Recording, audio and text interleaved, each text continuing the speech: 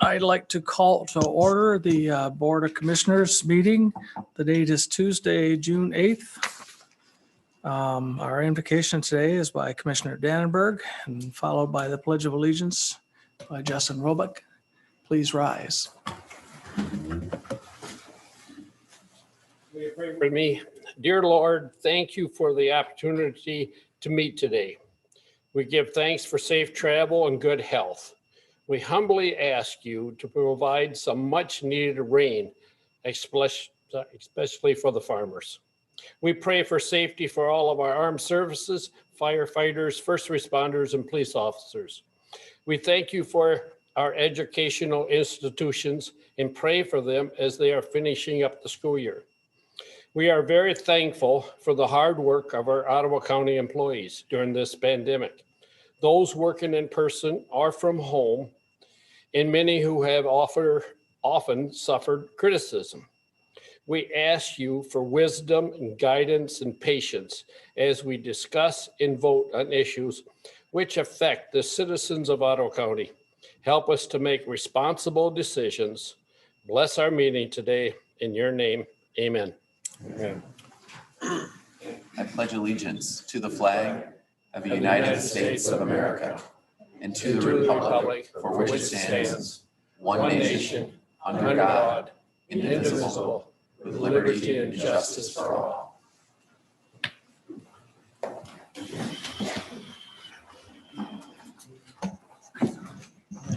Justin, call the roll, please. Yes, sir. Mr. Garcia. I'm here. Here. Mr. Zylstra. Here. Mr. Dannenberg. Here. Mr. Meppelink. Here. Mr. Terpstra. Here. Mr. Holtfloor. Present. Mr. DeYoung. Here. Mr. Kyers. Here. Mr. Bergman. And Mr. Fensky. Here. Here we have a quorum. Thank you. Next thing is presentation of petitions and communications. John?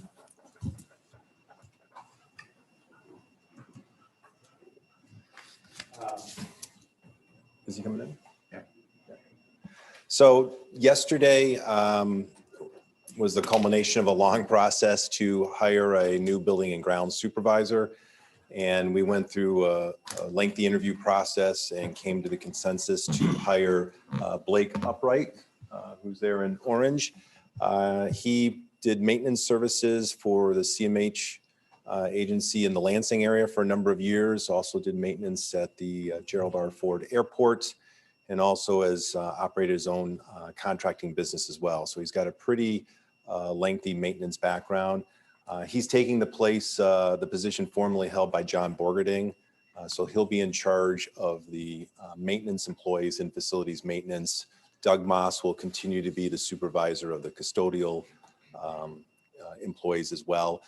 But I'd asked if Blake could come up and he can briefly introduce himself and if you guys could give him a warm welcome. Thanks. Hello, nice to meet everybody. I'm sure I'll Blake, get would you mind removing your mask so I we can can do see that. you and then you can put it yeah, back on? absolutely. Thanks, that's Not a problem. that's better. Nice to meet everybody. I'm sure I'll get to know you over the coming years and months. As John said, I have about 24, 25 years in the construction and maintenance field. A lot of experience varied from small little residential things to large scale commercial capital projects. It's the first couple of days have been pretty whirlwind, but happy to be here. It's a great group of people that I've met so far throughout the county, and I hope to help continue to push the maintenance department and keep everything operating and nice for everybody. So I appreciate it. Thanks. Yep. Good. Okay, the next thing is DCSI update from Mr. DeVries. Oh, you Mr. DeVries very often, do you? Good afternoon. Not often. Not often, but thank you for allowing me to come and talk to you as I get to do every quarter or so. A lot of stuff going on in Lansing. The last couple of updates have been a little more sparse than normal, but things are finally moving, and we'll see if you think that's a good thing or a bad thing when we're done here. The budget negotiations are in full swing. There's almost kind of two separate negotiations going on at the same time. There's the normal annual budget which by law must be submitted to the governor by July 1. That's a little slower than normal this time, mostly because it's kind of resentment yet from how things related to COVID went. The Republicans have made it contingent on the governor to start giving up some of her pandemic-related powers in order to fully participate in the budget process. She doesn't seem to have agreed to do that, and I'd be shocked if she did. But with the announcement that by July 1, all of the orders will have expired and will not be renewed, they seem to let her representatives at the negotiating table a little bit more often. So I'm confident that at least some version of a budget will be submitted to the governor by July 1, because that's what the law requires. But we'll see whether that's something like it was 2 years ago, where the governor ended up issuing 140 something line item vetoes, or if it's a substantive negotiated budget. At the same time, there's significant conversations going on about what to do with this windfall of money that's come in from Washington, D.C. There's a huge pot of money that came in from December, with the former administration passing a stimulus bill right before the end of the year, and then the stimulus bill from earlier this year as well. The state's sitting on several $1 billion. There's some significant restrictions on how they can spend it. But there's also a lot of differing opinions on whether those restrictions are binding or whether there's workarounds. Some of the Republican leaders want to use it for things that seem like they may not be allowed at the time, like putting extra money into the teacher pension system to make up for some of the underfunding, or to pay off the settlement. We owe about $600 million on the Flint settlement after a lawsuit was settled earlier this year, and that was scheduled to be paid over the next several decades. But some would like to just prepay that and save on interest costs. Most people seem to think that those are not allowable uses of that money, but it's still a big part of the discussion for one reason or another. The governor has proposed closing the funding gap for public schools as her biggest piece of that. If you remember back when Proposal A was passed, we moved from a local funding system to a state funding system. There was a big disparity in how much money each school district got per student. And that gap has narrowed over the last 30 years, but it's about $1,500 depending on where you are. And Ottawa County is generally on the lower end of that. The richer districts in Southeast Michigan seem to have still the ones that are remaining on benefit. So if the governor's proposal went through, that would be a pretty significant thing for public schools in Ottawa County. The Republicans haven't opposed that proposal necessarily. They've just focused on paying down debt. Revenue sharing seems to be on a positive trajectory. The House has proposed a 1% increase. Senate has proposed a 2% increase. Governor had initially proposed flat revenue sharing. I imagine it will be negotiated somewhere between that 1% and the 2% area. We're still actively pushing for a state ask for $1 million to fund a water monitoring system here in Ottawa County to get some more information on our groundwater issues. I'll give a compliment to both Senator Victory and Representative Slaw. They're both key members of the Appropriations Committee, and they've done a good job helping me advocate for that.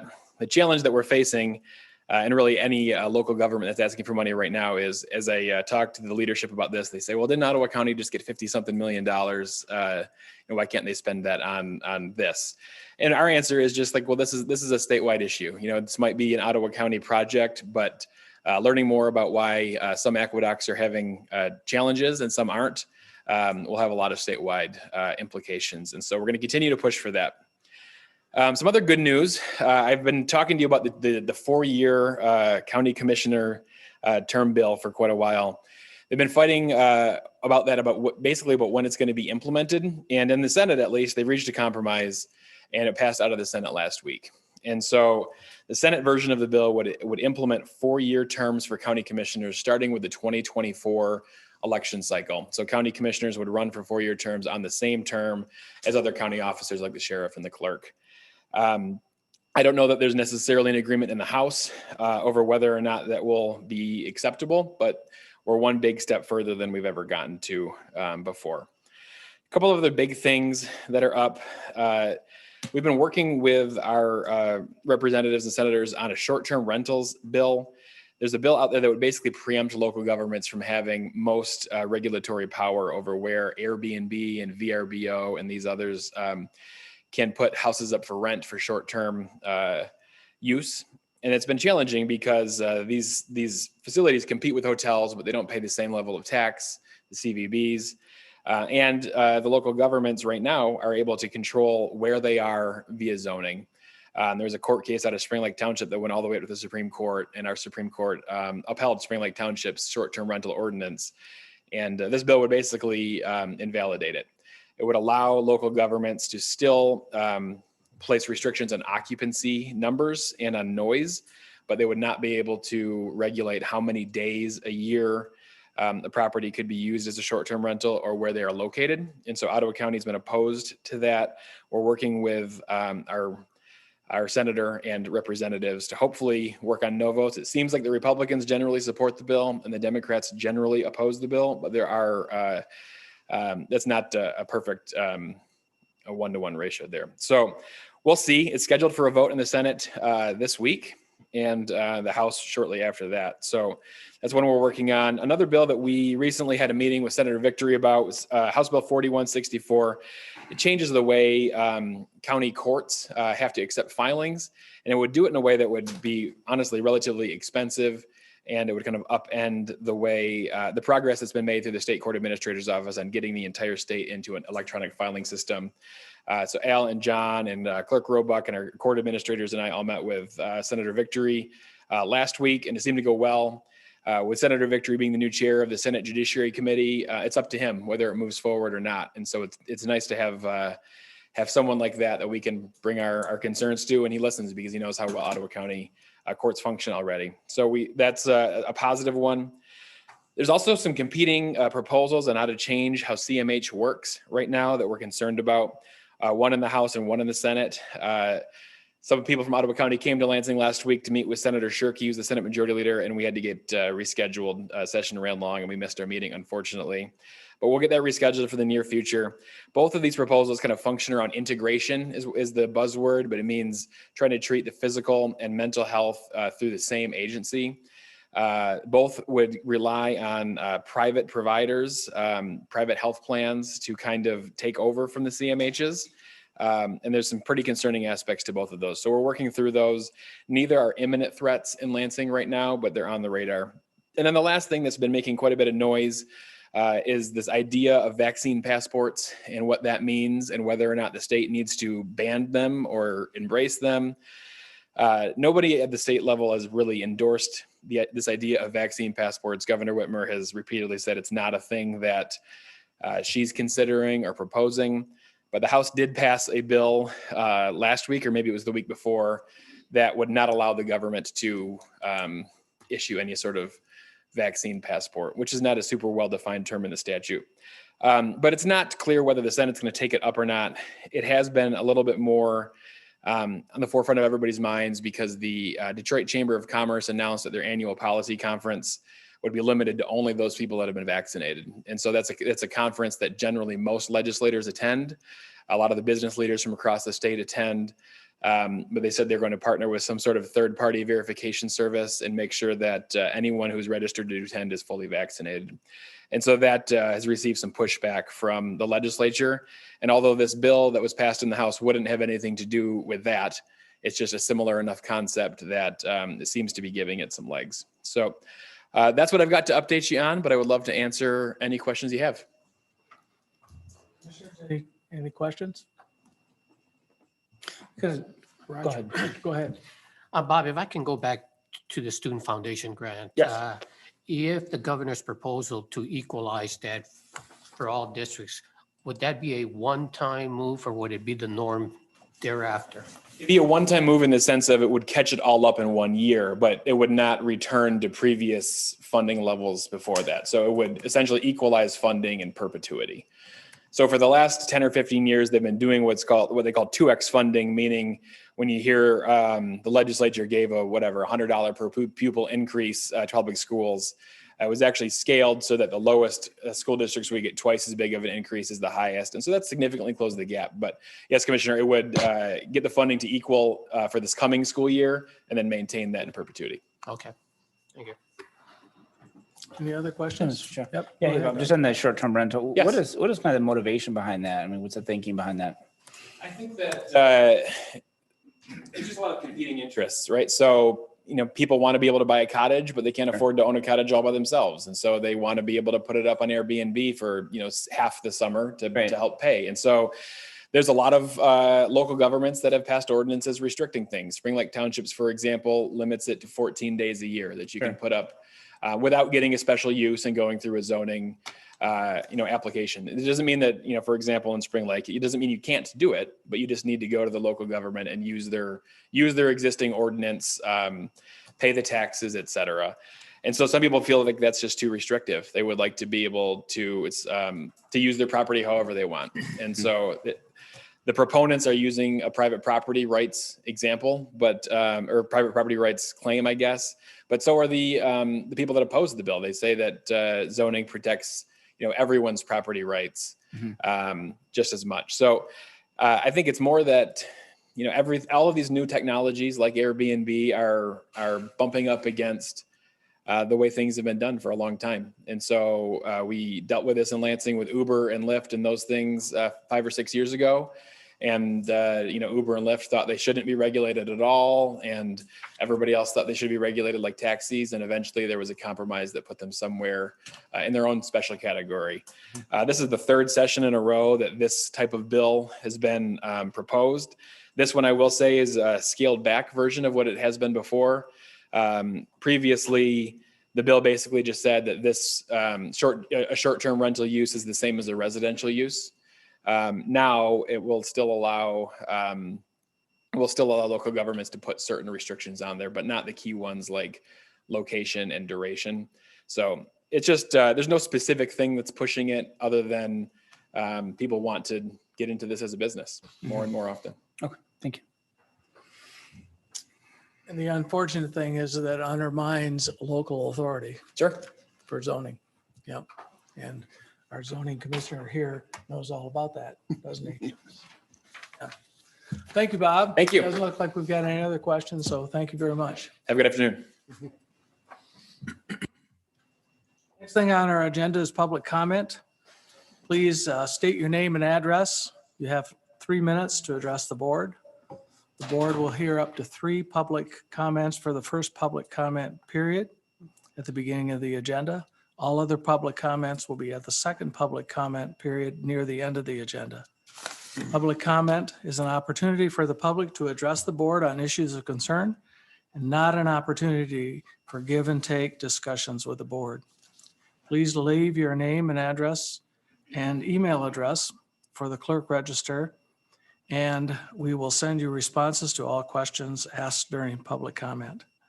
Seating in the boardroom today is limited and spaced per my OSHA guidelines, still in effect for limiting spread of COVID-19 virus.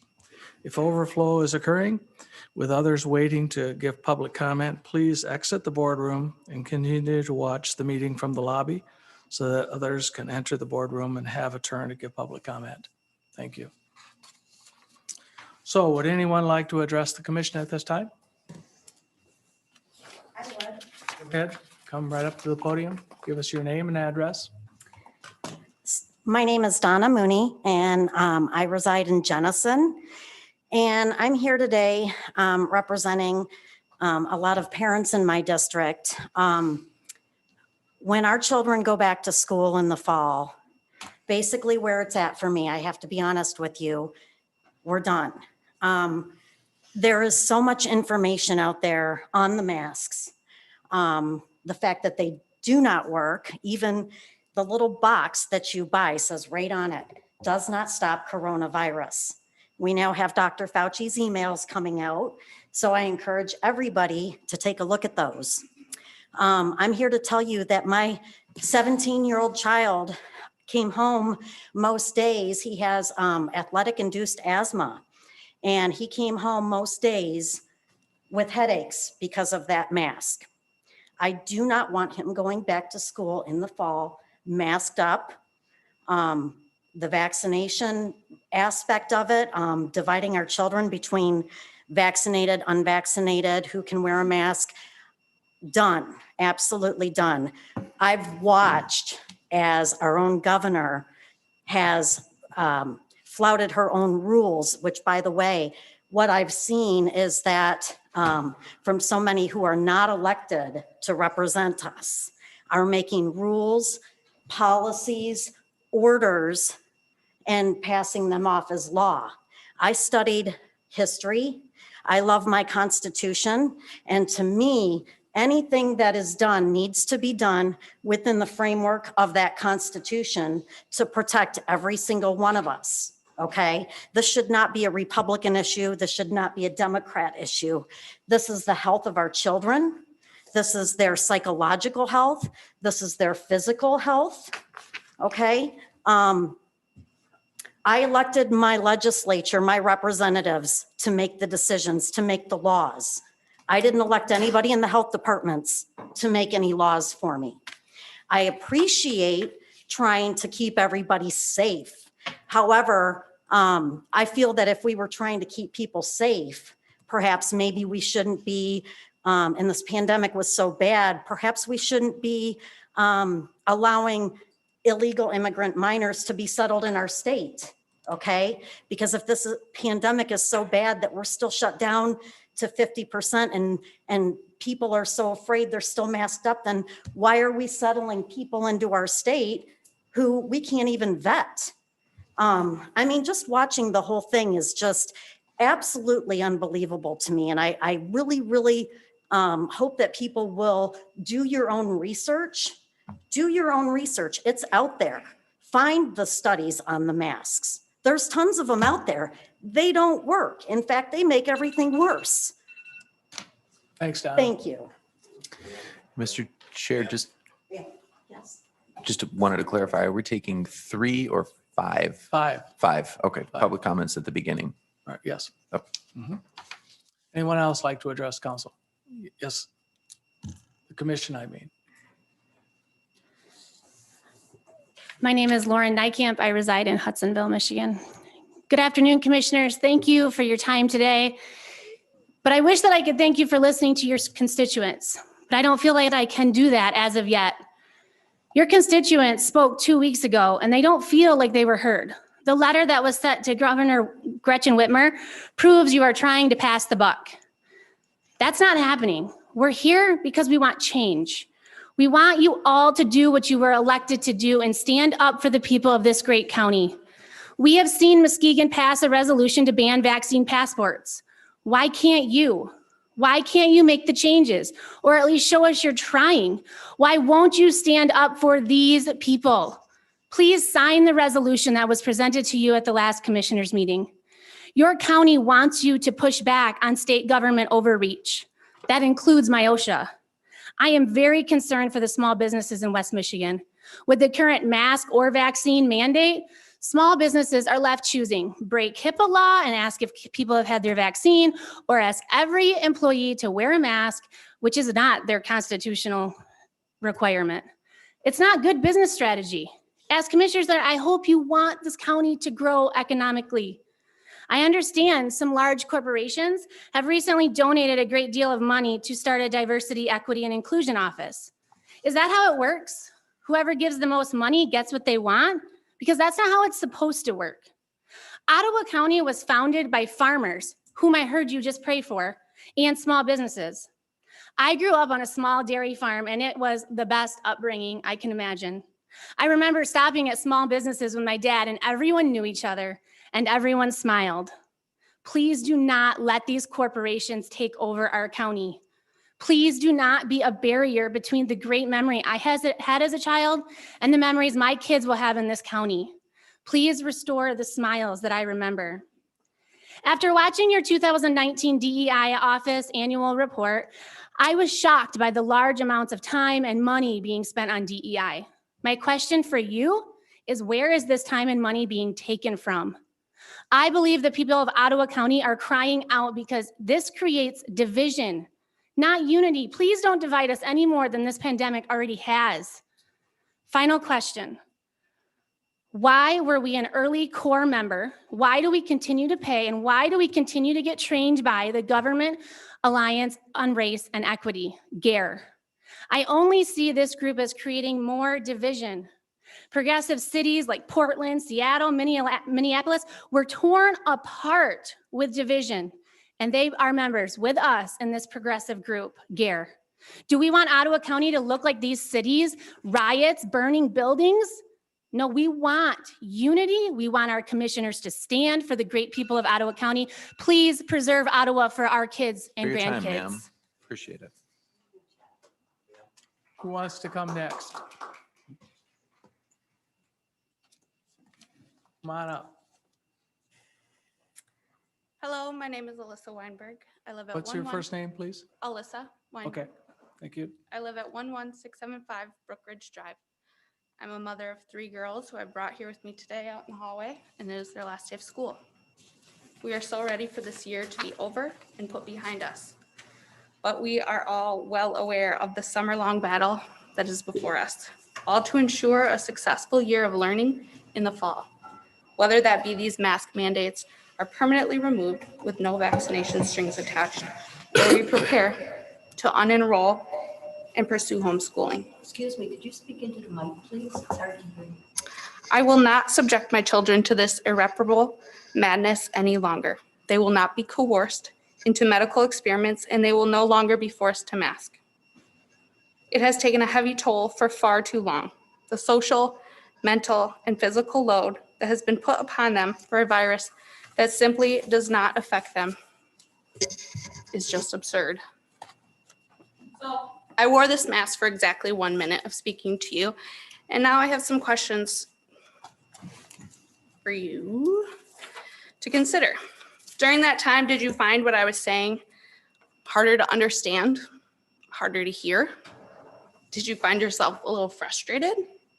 And lastly, did you find yourself losing interest in what I had to say at all? That was 1 minute of your adult comprehending life. Now imagine a child expected to learn and listen and communicate for an entire year, 5 days a week, 7 hours a day. Can you fathom the learning that has been lost upon our children this year based on fruitless masking?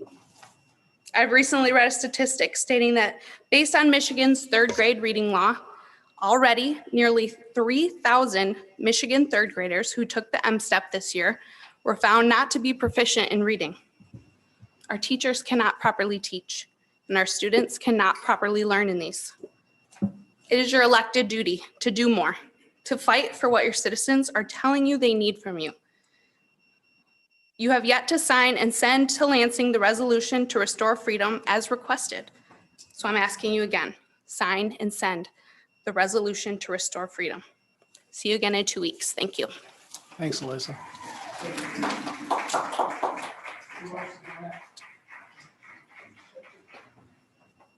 Hello, my name is Kathleen Kasnemitz. I live in Unica.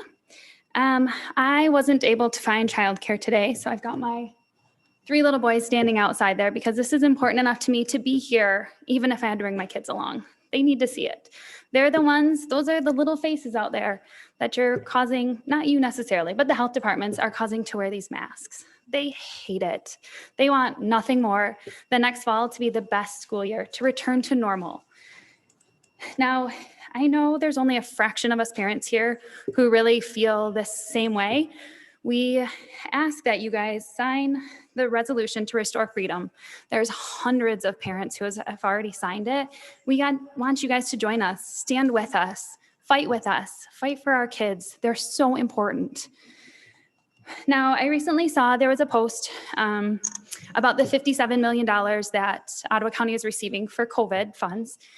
And there was asked for suggestions on what to do with the money. Now, we've learned a lot of science over the last over a year. And we know that COVID isn't spread or transmitted very easily outside. So why don't we put great HVAC systems in our schools? Get these masks off our kids. Let them be kids. Let them enjoy each other. Smile, be happy, play, not worry about getting other people sick. They shouldn't have to do that. My impression from the last meeting was that you guys didn't really feel you were able to, have the authority to make these decisions. But I think Kent County is proving us wrong. They're starting to make changes, making it a recommendation and not a mandate. So I challenge you guys to do the same. Please stand with us and not against us. Thank you. Thanks, Caitlin. Anyone else like to address the commission at this time? 1, 2, 3, 4. I only have 4. Yeah. One more. Oh, name is, yeah, one more. With the name. All right, come on. Hi, my name is Tanya Harris. My address is 11420 Prairie, Allendale. Good afternoon, Commissioners. You may recognize me. I spoke 2 weeks ago. I was one that read a portion of the resolution that we would like you to sign. This week, though, I would like to speak why I believe this resolution is so important.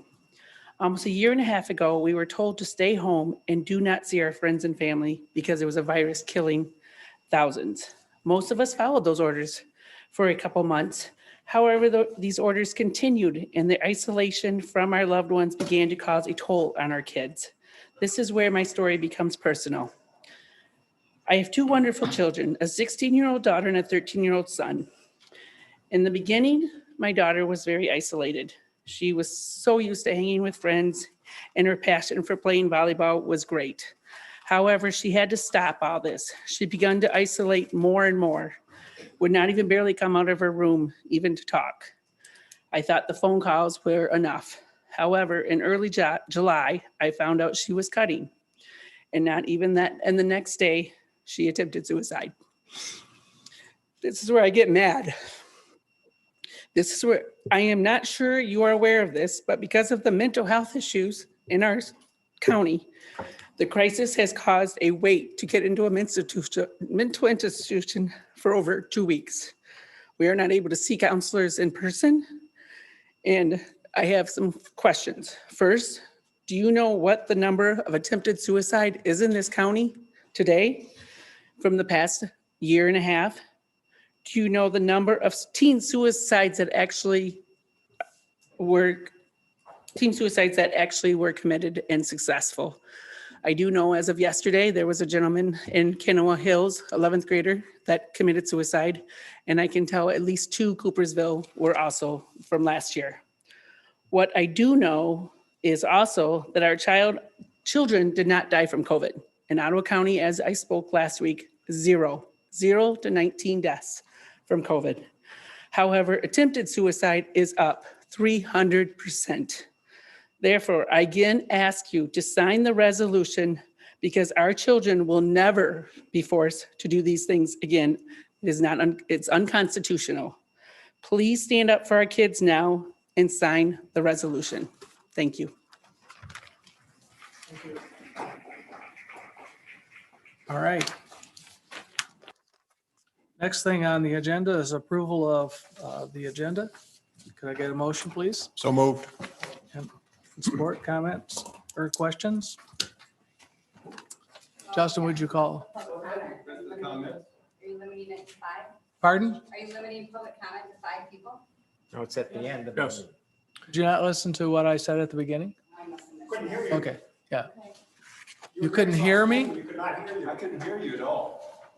I'll read it again. So there's no public comment? There is, yes, public comment is that we have 5, we limited it to 5 public comments for the first public comment period at the beginning of the agenda. All other public comment will be at the second public comment period near the end of the agenda. So we will have public agenda or public comment again, but it will be later. Okay, the agenda needs Mr. Chair. approval. So we call a roll, please. Mr. Kyers. Holtlord. Yes. Mr. Garcia. Yes. Mr. Dannenberg. Yes. Mr. DeYoung. Yes. Mr. Zylstra. Yes. Mr. Terpstra. Yes. Mr. Meppelink. Yes. Mr. Baumann. Yes. Mr. Fensky. Yes. And Mr. Bergman. Yes. Motion passes. Next thing on the agenda under action and reports, consent resolutions, Mr. Fensky. Thank you, Mr. Chair. I will make the motion to approve consent resolutions 1 through 5. Further comments or questions? Justin, would you call the roll, please? Mr. Garcia. I vote yes. I vote yes. Mr. Zylstra. No. Dannenberg. Yes. Mr. Terpstra. Yes. Mr. Meppelink. Yes. Mr. Holtvluer. I vote yes. Mr. Baumann. Yes. Mr. Kyers. Yes. Mr. DeYoung. Yes. And Mr. Bergman. I vote yes. Motion passes. Next thing is on the agenda is public hearings under the property assessment clear energy pace. Doug, would you? Yeah, make Mr. that Chair, I'd like to motion, make a please? motion to open public hearing to receive comments on the property assessed clean energy PACE program. Support. Been moved and supported. Comments or questions? All in favor, say aye. Aye. Would anyone from the public like to comment on the pace at this time? Mr. Williams. Afternoon, Commissioners. My name is Todd Williams. I'm President and General Counsel of Lean and Green Michigan, based in Detroit. Happy to be here today to answer any questions that the Commissioners may have or the public may have about PACE and about Lean and Green Michigan. So I'll cede the floor and Commissioners, any questions? Doesn't look like we've got any questions. All right. Thank you. Thank you. Well, Mr. Chair, I'd like to make a motion to close the public hearing on the property assessed clean energy PACE program. Supported. Comments or questions? All in favor, say aye.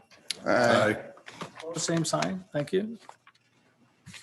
Next thing is under the millage rates. Randy, would you? I'd like, excuse me, to make the motion to open the public hearing on the proposed 2021 millage rates for county operations of 3.9 mils, emergency 911 of 0.4243 mils, parks of 0.3199 mils, community mental health of 0.2892, and the road commission of 0.4822 mils. Been moved and supported. Al, you want to make a comment about this just a minute? Sure. Yeah, this Public? is as it looks every single year. The statutory language makes us write it such that it says, when the resolution's adopted, that we're increasing taxes. However, per the Headley Act of 1978, we're capturing the value of new construction, the taxation on that, and inflation up to 5%, which is a cap allowable under law. And so that's typically what we do every year. We're the fastest growing county in the state. And yet we've been able to manage such that we have fewer employees than we did 18 years ago. And so I think we've been good stewards of the public money, and yet definitely have growth in services due to the growth in our population. Thank you. Is there anyone from the public who would like to address the commission on this tax item? If not, close the. Oh, yes. I'd like to make a motion then to close the public hearing on the proposed 2021 millage rates for county of operations, 3.9 mils, emergency 911 of 0.4243 mils, parks of 0.3199 mils, community mental health of 0.2892, and the road commission of 0.4822 mils. Support. Been moved and supported. Comments or questions? All in favor, say aye. Aye. Opposed, same sign. Thank you. From administration under action items, Greg? Thank you, Mr. DeYoung? We have three motions here today. The first one is regarding the clean energy program. I move to approve and authorize the board chairperson and clerk register to sign the resolution to establish a property assessed clean energy program in Ottawa County. Support. Moved and supported. Comments or questions? Justin, would you call the roll, please? Yes, sir. Mr. Dannenberg. Yes. Mr. Baumann. Yes. Mr. Fensky. Yes. Mr. Meppelink. Yes. Mr. Terpstra. Yes. Mr. Garcia. Yes. Mr. DeYoung. Yes. Mr. Holtvluer. Yes. Mr. Zylstra. Yes. Mr. Kyers. Yes. And Mr. Bergman. I vote yes. Motion passes. Our next motion is regarding the 2021 millage rates. I move to approve and authorize the board chairperson and clerk register to sign the resolution and related documents approving the 2021 millage rates for county operations of 3.9000 mils, emergency 911 of 0.4243 mils, parks of 0.3199 mils, community mental health of 0.2892, and the road commission of 0.4822 mils. Moved and supported. Comments or questions? Would you call the roll, please? Sir, Mr. Kyers, Yes. Mr. Holtvluwer, Yes. Mr. Meppelink, Yes. Mr. Terpstra, Yes. Mr. Garcia, Yes. Mr. Zylstra, Yes. Mr. Fensky, Yes. Mr. Dannenberg, Yes. Mr. DeYoung, Yes. Mr. Baumann, Yes. and Mr. Bergman. Yes. Motion passes. Regarding the American Rescue Plan, I move to approve and create of a COVID-19 American Rescue Plan Act Advisory Committee. Ordered. Al, you want to just talk about Sure, that? yeah, I'll just a kick minute? it off. So this started as really an effort to tap into some of the folks that lead organizations in Ottawa County that have direct knowledge of the need. And we're looking really at kind of 5 buckets. One of the intents of the act is to help local governments and counties replace lost revenue due to COVID. Also, if there's expenditures for COVID related items that haven't been covered, that you can cover that with this money as well. Also for certain capital improvements that the county might be have needs for. And then also we're looking at 3 community buckets as well, really looking at community human needs, business needs, and then also community capital. So something like broadband might fall under community capital needs. And so obviously with any committee, you want to keep it at a working amount. I think the list before you represents a good crosscut of the organizations that have a good and direct knowledge of the need. This isn't meant to say that nobody else will have input. You as commissioners represent large districts and people will be contacting you. We're setting up an email that will be made available for anybody in the county to give their ideas on as far as how they think the funding should be spent. And then the only other thing I'd say, we did just have a mix up with one person that responded right after I had the list put together, and that's Dr. Dale Nesbury, who's the president of MCC and a member of the Lakeshore Advantage Economic Development Board. And he would be, I'd like to consider him on that list as well. And so this will basically be a place for staff, and then we also have commissioners on this group to really formulate a proposal that would go to finance.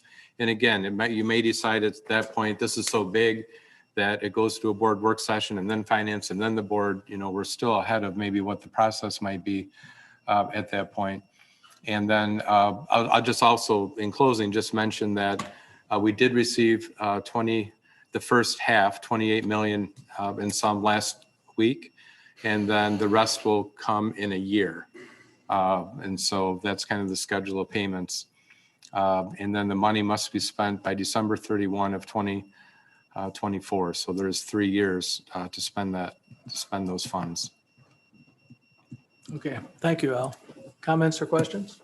I have I got a quick question. Is there like a playbook set forth for this money yet? I know that they're still up in the air.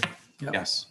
Oh, you mean by the feds? Yeah. Yeah, we have more detail on it. I mean, we still have questions on some of the technical details of the money, but yes, But it can't just be spent on anything and everything.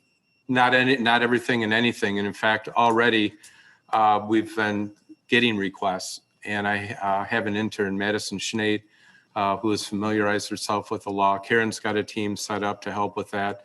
And so we're just familiarizing ourselves as we get requests as to what qualifies, what doesn't, not answering anybody yes or no yet or anything like that. We need to wait until the board does its process.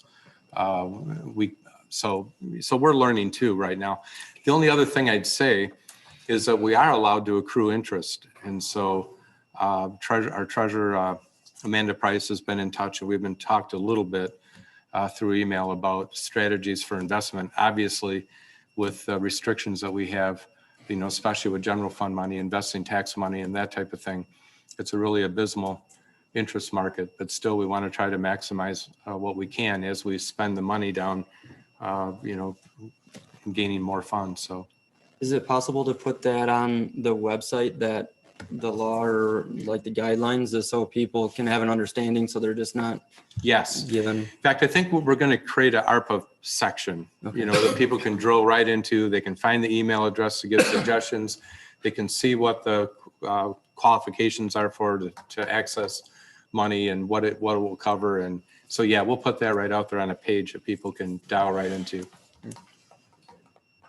Yeah, no, I mean, I appreciate your work the last 2 weeks on this. But I still think that we're kind of missing an important opportunity by not first reaching out to Ottawa County residents and kind of engaging more intentionally with the public about their priorities. I mean, I hope to see that, we do more of that, but, as it stands now, I'll be voting no on this. Alice, it's safe to say that we still don't have a complete understanding of how the funds can be used. No, I think that's fair. I think that myself, as I've had suggestions and requests, I haven't had the answer. And so there is a more detail beyond the general categories. And I think we're going to learn as we go. And I can't really answer yet even whether we have all the details for managing the money. But certainly I think we have enough to start to know the broad categories within which it can be spent. And we can start having those discussions. So I imagine that would be part of the process, but that you're going to work with these agencies first to get them to understand how the funds are able to be used and not used. And I imagine that that's going to be a long process. So Frank, I think it's more of we want their input as far as the need within their realm of expertise. So for example, Jennifer Owens is president of Lakeshore Advantage. She has a really good idea. They've already served as a filter twice for COVID money to businesses that need funding. And so they have a good idea of unmet needs and also maybe a look to the future as far as where investments in technology and business process might really, help future transformation just keep rolling out. And so I think that we're looking, the folks on the committee, we're looking for them to help us understand more of what the need is out there in areas that we don't see as directly. And then I should just say too, the other thing we're really trying to do and is to learn on the other programs that are out there. Because some of these areas, for example, the 57 million could be used for rental assistance, but there's there's money already set aside at the state level for that.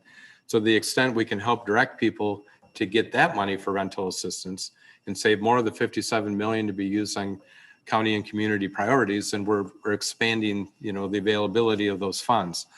Also, you'll see on the committee, we have 4 local unit, 2 city, 2 township representatives. And the idea there is, broadband gets bandied about as something we really need. The pandemic has really highlighted that. And so, that might be a good community capital investment. Well, cities and townships have money they can use on broadband. The state has money they can use on broadband. And so you could see maybe some matching program coming together with providers.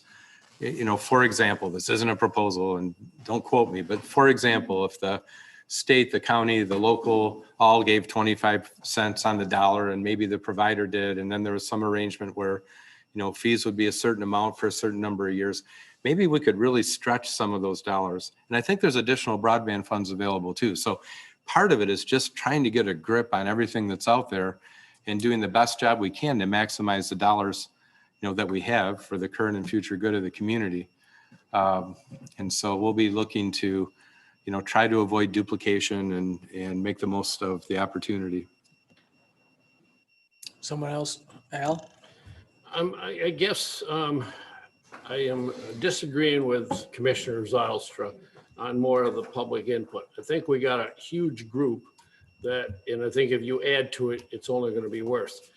I didn't look at it a couple of weeks ago, but this past week I printed it off and I looked at it. We're only representing the west side of the county. There's no one representing from the east side of the county. Now, setting up this group, I'm thinking if you would have took all the supervisors and lumped them all together with the administrator and 1 or 2 commissioners, you would have had the whole county and then had the supervisors work with their own municipality or the city manager, stuff like that. That's how I see it. Right. I will vote for this, but I'm seeing you're not treating the whole county the same. So. Right. And a couple things I'll respond to there. One is that this motion does give the board chair the authorization to add where there's gaps. Secondly, I think we tried to choose people in all of our local government leaders are leaders, but certainly we wanted people who could convene the others. We thought if we had 24 of them in one room, that would be a bit much. But if we had 4 that communicate frequently with the rest, that maybe we could kind of build a consensus that way as well. But certainly if there's some blind spots or gaps, and I would contact Roger with that, and we'll talk about that and make sure that we don't. Okay. A lot of the organizations that serve county-wide constituencies are headquartered in either Grand Haven or Holland. And so that's part of the reason why you see that kind of a tilt, especially in the nonprofit. And that's where I'm coming a little bit. I think we're plenty heavy on warm and fuzzy groups, and I'm very leery of all that money going to certain groups, because when that money's gone, somebody's going to say, well, you did it before, let's do it again. And then they're going to say, yes, use county money. No, that ain't going to happen. So I'm just voicing my opinion now, because when something changes down the road, we can all say, yeah, we heard it here. So. And Al, that's such a good comment. And I think that it's going to be really important for us to give regular updates on what's happening, so you don't get a big surprise a couple months down the road and then disagree with it all. I mean, so that's important. And I think the other thing too is that certainly we have to be of the mindset that there is 3 years to spend the money. And if you're looking at future transformation, you wouldn't want to run out. Well, and obviously you can only spend half anyways right now, because still I'm skeptical until the money hits our accounts, whether it all comes or not, right? So. Anyone else? Frank? Al, then we're going back to process, because I'm hearing what Commissioner Dannenberg is saying in Southster as well. Will part of the process be that as you get input from these agencies or from this committee, then it'll go to the Finance Committee for Q&A opportunities or for more clarification? Or will it go to the Planning and Policy before it comes to the board for an actual vote? I think the natural reporting would be to have me do a report, maybe monthly, on the progress of the group and what's happening. Okay. Just so finance stays in touch with that. And then, of course, Commissioner Baumann is the chair of the Finance Committee. He'll be engaged in this. So, yeah. Well, so eventually we're going to get to the point where we get to the nitty gritty and the meat and the potatoes of where the money's going to be going. And I don't see that happening in a monthly report. Is that something then that would be stirred and spice added at the Finance Committee or whatever? I think so, yeah. Okay. That makes sense to me. I think, again, the committee will be used to cull information, and then we'll be working to put together a draft recommendation. And then the Finance Committee is the one that will kind of be working over that. And then ultimately we'll make a motion to the full board to approve that. Doug? Yeah, I just want to address Commissioner Dannenberg's remark. And I think, that's very valid, right? I mean, no committee is perfect. It doesn't represent every citizen. You can't have 270,000 folks on a committee. And that's why, I thought if we can get some broad public input on the front end, and then this committee can kind of, funnel that down, then we kind of get around that worry. Oh, folks in Georgetown Townships don't have a representative, or folks in Jamestown don't have a representative, or Park Township. But if we had some sort of, broad public input on the front end, we could hope to kind of, get around that a little bit. So I just want to clarify that point.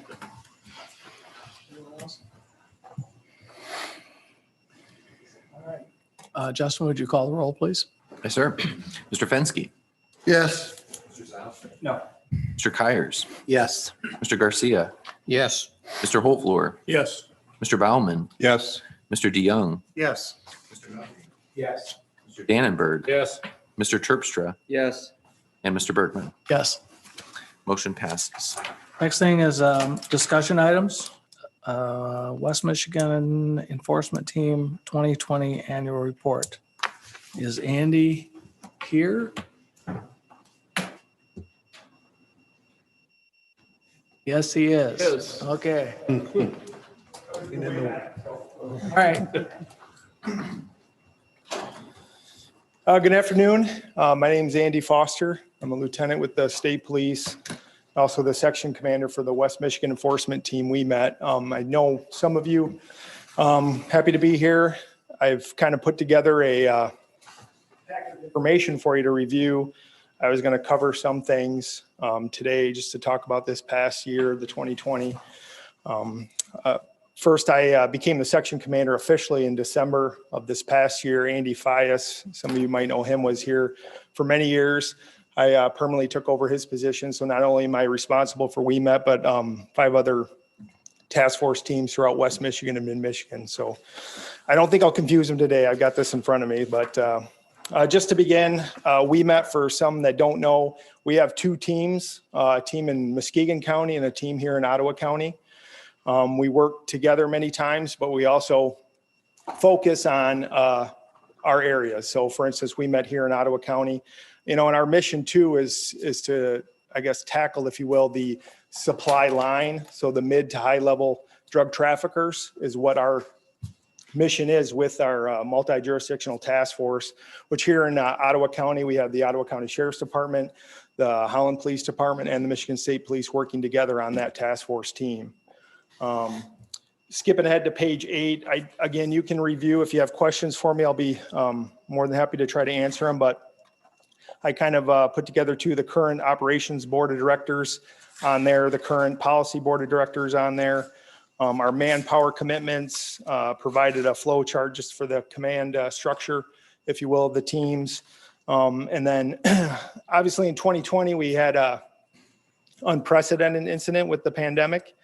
So a lot of our statistics take into consideration, we were sidelined, if you will, for about 3 to 4 months from March to June with not being allowed to do any operations. So any undercover operations, but basically just from a surveillance standpoint. So a lot of these seizures we had this year, we weren't in operation for 3 to 4 months because of the pandemic. And again, a lot of jails wouldn't lodge individuals because of the pandemic. So despite that, we had some pretty significant seizures this past year to interrupt that, I guess, drug supply line, if you will.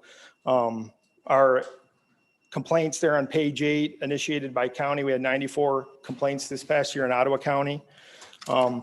Total, so when you look at the bottom of that page, the 5-year complaint comparison, that takes into consideration both teams. So the WEMET, Muskegon, and Ottawa team, where we had 311 complaints for the year. Down a little bit. Our average is probably right around close to the 500 mark. And I think had we been in full operation, despite the pandemic, we probably would have exceeded our complaint levels for the year 2020. I also provided the cases by venue, how many cases we took this past year in each township, city for you to review. And then the next page to the arrests by county. So again, 98 arrests this year for Ottawa County and 136 in Muskegon. 244 total. Again, with the pandemic, that changed a lot of things for a lot of people, as we all know. But generally, we're probably right close to that 2019 average for arrests for the year. And again, when I say arrests, those are the mid to high level drug traffickers that are actually bringing those drugs into the area and selling them. So going to our purchases and seizures, what was, I guess, a little unusual is that being that it was the pandemic and we were down complaint wise, we had a couple drugs where we were very high seizures. Cocaine and crystal methamphetamine were still quite high. And actually cocaine, in 2019, we only had 592 grams seized, where you can see this past year in 2020, we were close to 2,000.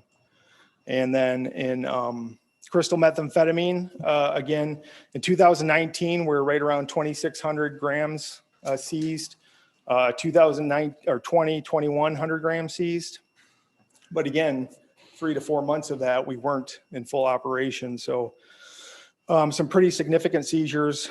Our fentanyl seizure was up this past year. But again, that was more a couple significant seizures where we seized a bigger amount of fentanyl, not just sporadic smaller ones. And then again, I put a 5-year kind of historical comparison with expenditures. Some of the things, part of our operation too, when we run covert operations, we purchase narcotics. That's low, again, because of the COVID-19 pandemic and our operations being curtailed because of that. Again, which would include search warrants. When we execute search warrants, we weren't allowed to do those as well, just because of the unknown with the virus. I did include several significant activities for you to review.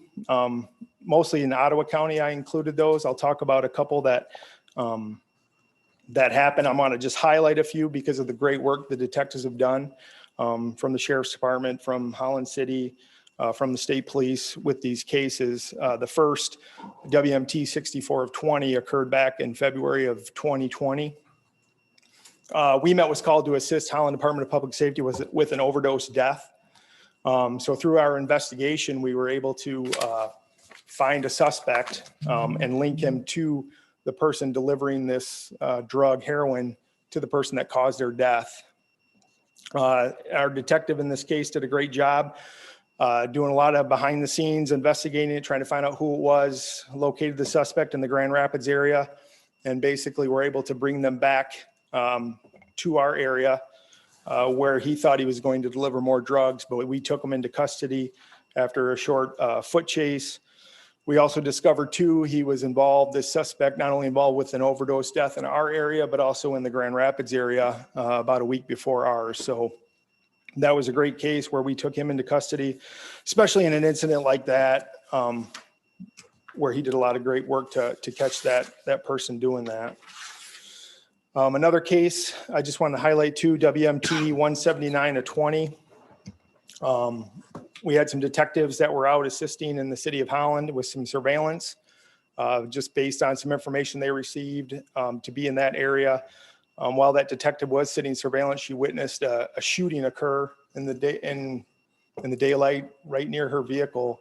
And she did a great job taking action on that by not only rendering aid to the person that was shot, but also, I guess, keeping bystanders back, securing the scene, and getting more help to arrive to that area where she was able to control his breathing. The person did survive, but also get some valuable information to help continue that investigation for the uniform officers when they arrive. So she did a great job with that one.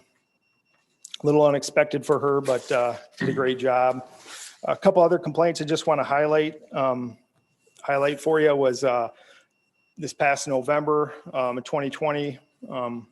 WeMet was conducting a narcotics purchase, if you will, for a couple ounces of cocaine. So that person agreed to meet in the Ottawa County area in Jenison. So we were able to take that person into custody without incident, but they also were in possession of 57 grams of cocaine and a loaded handgun. And 2 subjects were arrested that day for that. So that's a pretty significant amount of drugs. Anything over 50 grams like that is quite a significant amount to have in possession. And then again, one more I just wanted to highlight for you, the detectives that do a great job. Back this past December, again, another, I guess, undercover operation where we were able to arrange a meeting with a drug dealer, if you will, where 30 grams of crystal meth were seized here in Holland Township. And again, a couple of people were taken into custody for that. And some of these cases, I don't have the exact number in front of me, but some cases we do work with our federal partners where if they meet that threshold with the number of drugs or the amount of drugs seized, if there's weapons involved, could face federal penalties. So again, it's a great cooperative effort between our departments and a lot of great work being done kind of behind the scenes that nobody really sees. But I'd be more than happy to answer or try to answer any questions for you. Any questions? Yeah. The gang related in Holland, how does that look?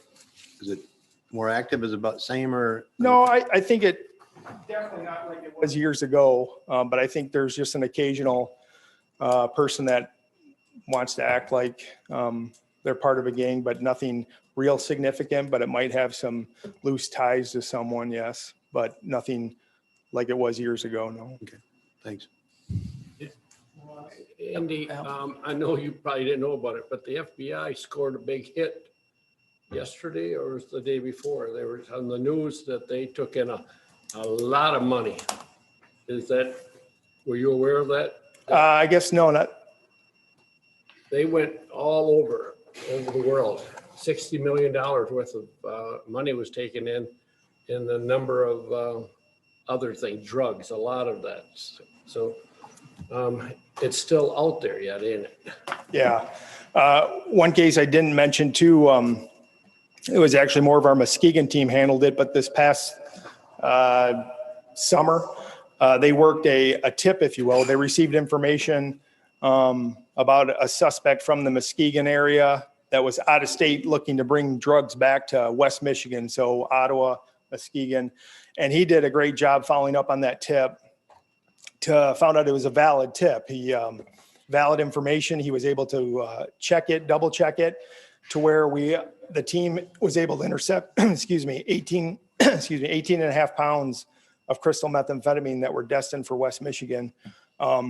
It traveled all the way from Arizona to West Michigan before it was even detected by our detectives.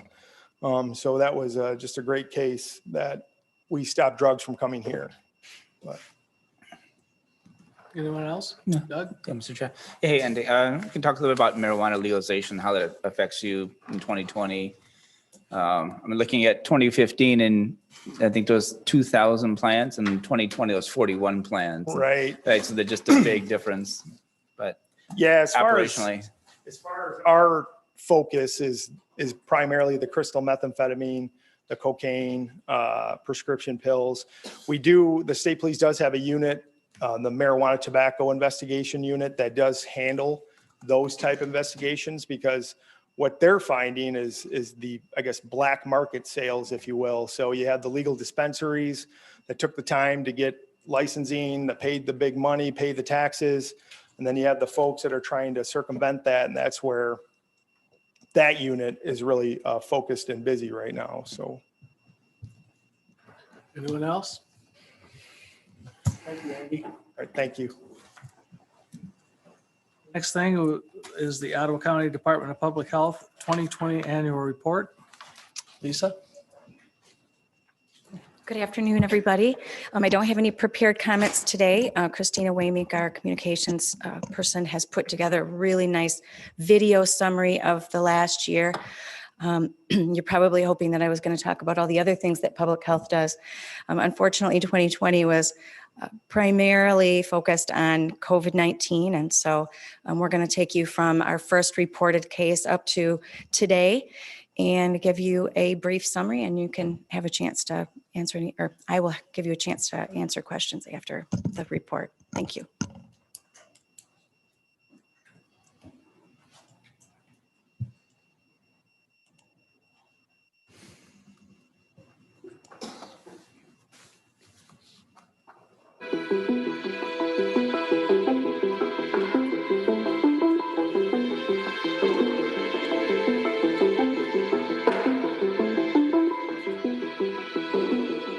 Health and Human Services notified our department, the Ottawa County Department of Public Health, of our very first presumptive case of COVID-19.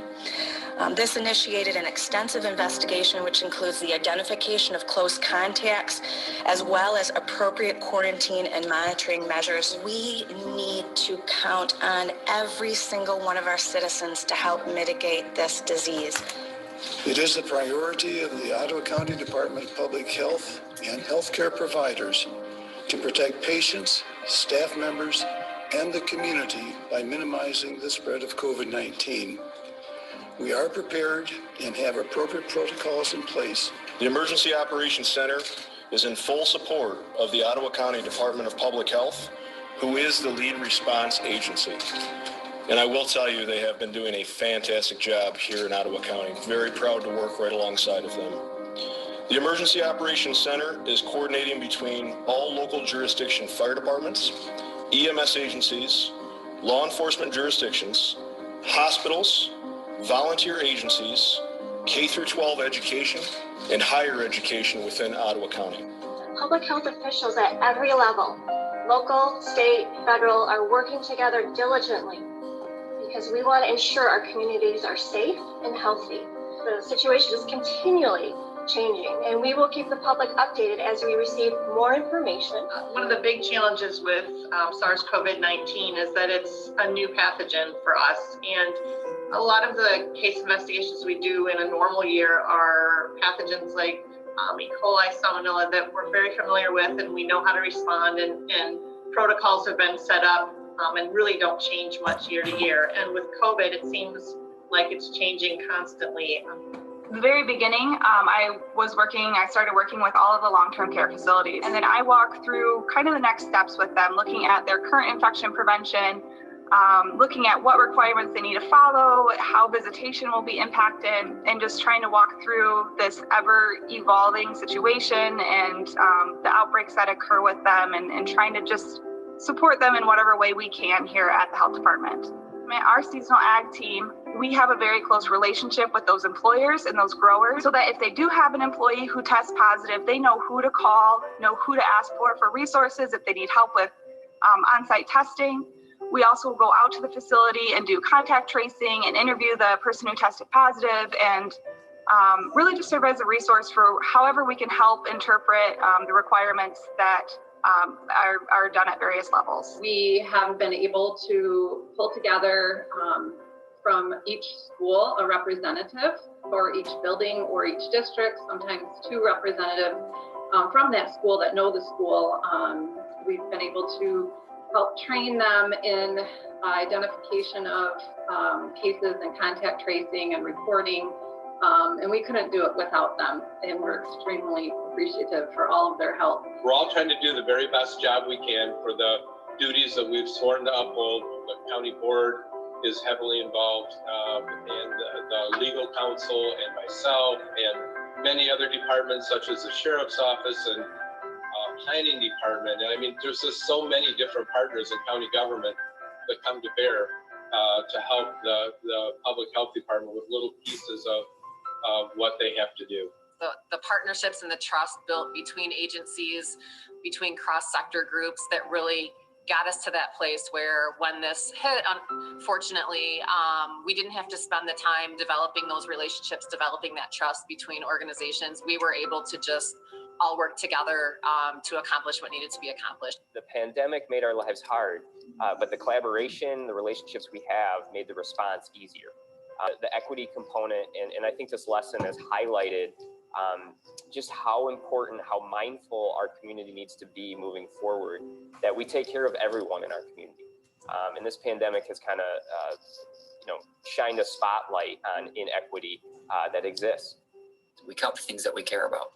And so by tracking the data around COVID-19 or different communities affected in our population, it just is an extension of our purpose here in public health and showing our care for the community, and also doing the best we can to try to improve the health of our community. So as I look back on all the data that we've collected through the COVID-19 pandemic, I can give kind of one example that really stands out to me about how we've used data to inform, change the way that we approach the pandemic. And that was in the first few months of the pandemic, started to see a signal that's coming through the data that our Latinx population was being reported as cases, more often than we would expect. What that meant is that we had this imbalance. So there's a community, in Ottawa County that was more affected. So that meant that it gave us an opportunity to do outreach and education to that community, to use and leverage strategic partnerships to encourage testing and to make sure more testing was available, because if we don't test, we can't find it. So testing is another element, part of the whole data stream that gives us the power to know. And once we know, then we can do something. Originally, we were working with InterCare and doing a lot of work with COVID testing over by the outlet mall. That then shifted to working with local fire stations throughout the county, working with them and working with the National Guard to offer on-site drive-through COVID testing. And we've partnered with the Road Commission and working now with another group, which is called HANU, and offering COVID testing there as well. And it's been a great partnership to see not only the health department being able to offer testing throughout the county, but lots of other agencies continue to do so as well. We have to be able to pivot at any moment. We have to make sure that our plans work for our county. at any point in time. We have to be able to think about that and say, okay, what population can we focus on? So we're always adapting, we're always pivoting, and we're always shifting in the sands. Part of that is because this is changing, so our tech is always adapting. We've seen a lot of adaptability on the like restaurant owners, but not only that, but we've been working with people who've tried to do different events and how they've had to change things up. So maybe some of these events have changed to virtual, or maybe they've gone with a lot smaller capacities than they would have before. And to see a lot of these like business owners in different places to really rethink the way they're doing things. We've all been going through a really tough time. Everybody's got somebody who's been impacted by COVID-19. We've come a long way. We're still together. We're getting the job done. We're protecting the community to the best degree possible. And this vaccine is a game changer. This is how we're going to get through it. We're already seeing the last surge that we had did not surge nearly to the degree that the November surge did. And that is in large part due to the vaccine. So I encourage everybody to consider getting a vaccine. This is an overwhelmingly safe vaccine, and it will change our world for the better. This is a very important part of ending our pandemic. We need a widespread immunity. And this goes back to all types of diseases. It's a tool that we have, and it's very important that as many people get vaccinated as possible. We need this herd immunity to really get the virus under control. When this all started, we hoped and we prayed for an answer to this virus that we were very unfamiliar with. And it's been, 100 years since we had anything like this happen, and probably a good 50 or 60 years since we faced a virus that caused such serious side effects, something like polio. And we had no treatment when this started. The only thing we had were these mitigation strategies that we've all become so familiar with. And thanks to our former president and to our current president, and all the research and decades of science that's gone into vaccine development, we were able to get that hope answered and those prayers answered, and we have a vaccine. This is our way out of it. It's here, it's historic, it's a really cool moment to be part of. And I'm grateful that I live in a place that is like Ottawa County, a place where we all belong, a place where the Ottawa way is upheld, and that way is to look out. We relinquish a small amount of personal liberty to care for the others around us. And vaccine is one of those ways. Yes, it protects you, but it really, really is for your community. It's for your neighbors and for your children and for all those you don't know and don't see.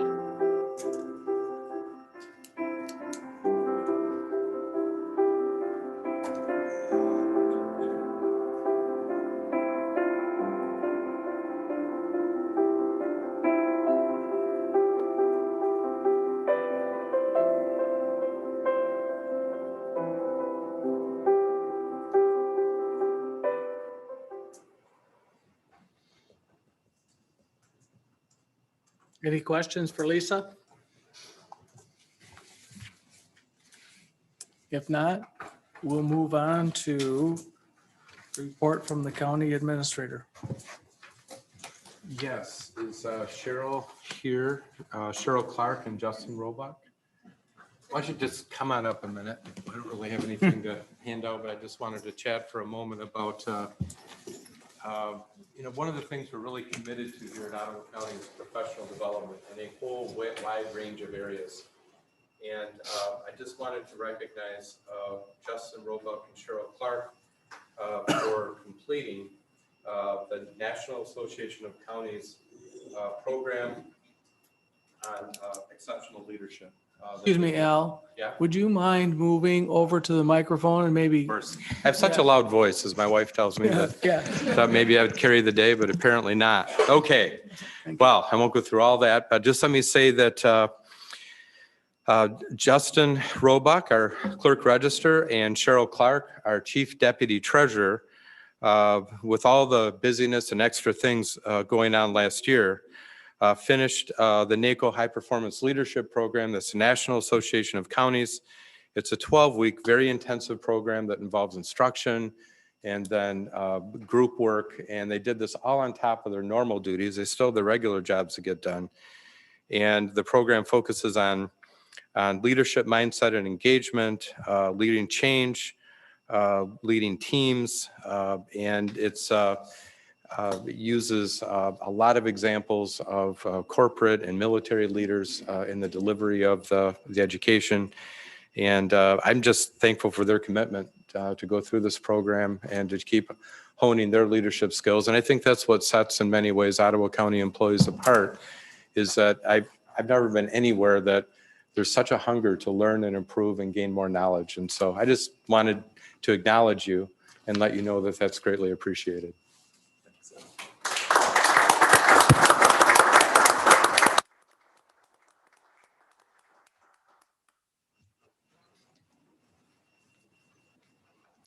What else, Al? Well, okay, I did also, I guess it's I wanted to acknowledge that the county was the first governmental recipient of the G.W. Hayworth Strength of the Community Award. And that is given annually. Of course, G.W. Hayworth is the founder of Hayworth Corporation and was a noted philanthropist. And it's given annually to the individual, couple, family, or organization that most embodies and exemplifies United Way's leadership, spirit of volunteering, philanthropy, and community decision-making. And I'm told that Ottawa County was kind of on the cusp for a few years, and it's really the COVID response and largely the work of the health department that pushed us over the top, according to Patrick Moran. The award is given by the United Way, and the award is here, and it has small, I was gonna pass it around, but it has 4 small plastic things on the bottom that make it level, and they keep falling off. So I think I'll just set it here, and anybody's welcome to come check it out after the meeting. Of course, it's got all my fingerprints on it as well. So this is the award. It's been given out for 21 years and represents just a huge amount of hard work and excellence on the part of 1,200 Ottawa County employees, elected, appointed, that dedicate themselves every day to make this a better place and a place where you belong. And so I would like to just show a brief video of the award. And so if you folks are ready to hit play, go ahead and do it.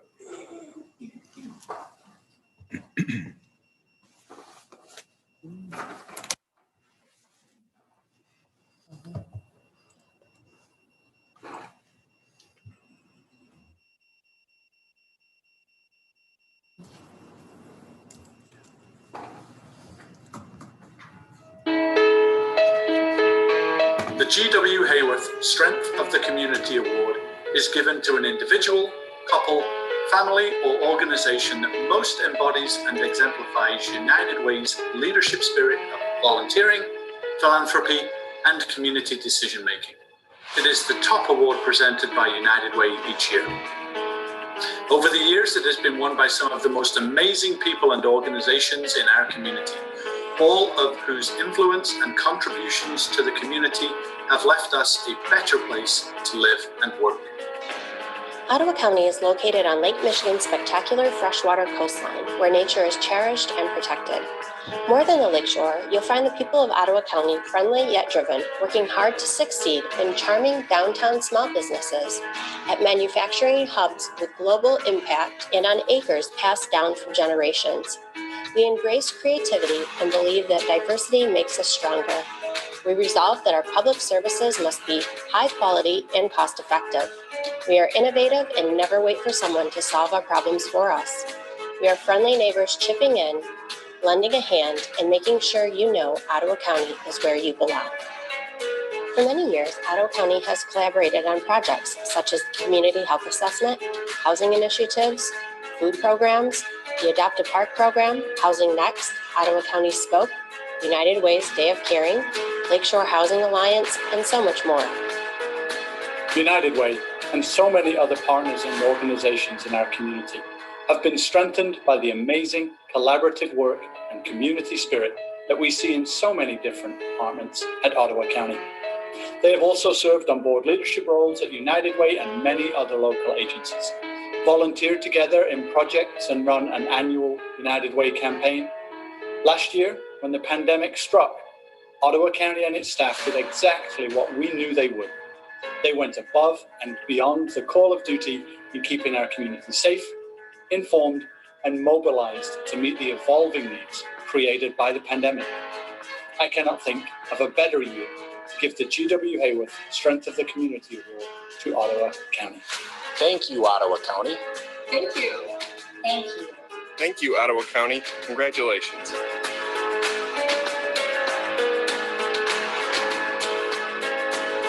I am honored on behalf of Chair Roger Bergman and the Ottawa County Board of Commissioners and all employees here at Ottawa County to accept the 2021 G.W. Hayworth Strength of the Community Award. I and others at the county have had the opportunity to engage in many community building activities with Richard and Matthew Hayworth, in whom the character, leadership, and philanthropic spirit of G.W. Hayworth lives on in a very robust and powerful way. We also very much appreciate the strong partnership that we have had with Patrick Moran and the Greater Ottawa County United Way. Many lives have been nourished and enhanced by addressing human needs now and in the future. We accept this on behalf of our 1,200 caring, hardworking county officials and employees who approach each day as an opportunity to make the county better in some way for those we serve. I would also be remiss if I did not mention the excellence of the Ottawa County Public Health Department and thank them for the Herculean work that they invested into the community and all of our lives during the COVID-19 pandemic.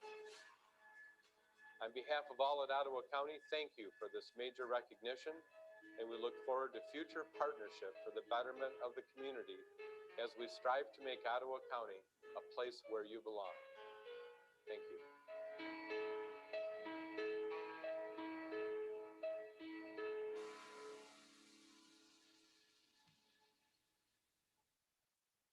Anything else, Al? That's it.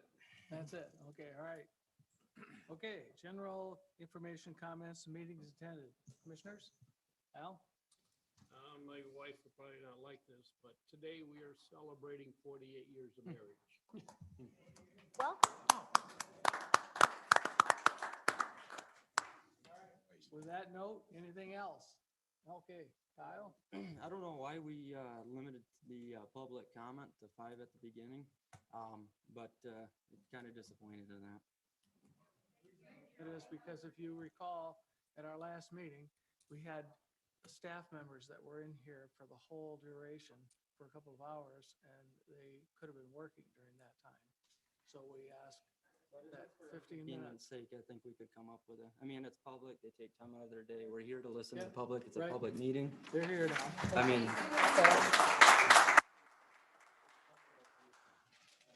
Okay. Greg? Mr. Chairman, just a reminder, a couple opportunities to show up and serve this week. The Road Commission is having an open house from 11 to 1 on Friday, and then the Parks Department is going to have the Bend area dedication Friday afternoon. I will ask the Parks Department to send everybody a reminder notification of where it is, how to get there, stuff like that. It'd be nice if you could show up. It's really nice showcase park we have here in Ottawa County. So that's it. Okay. Anyone else? If not, the next thing is public comment. Anyone can address the commission at this time. Again, you're asked to give your name and address and speak for 3 minutes. So who wants to go first?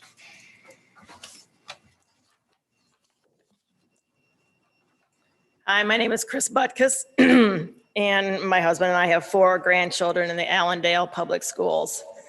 That is for now, anyway.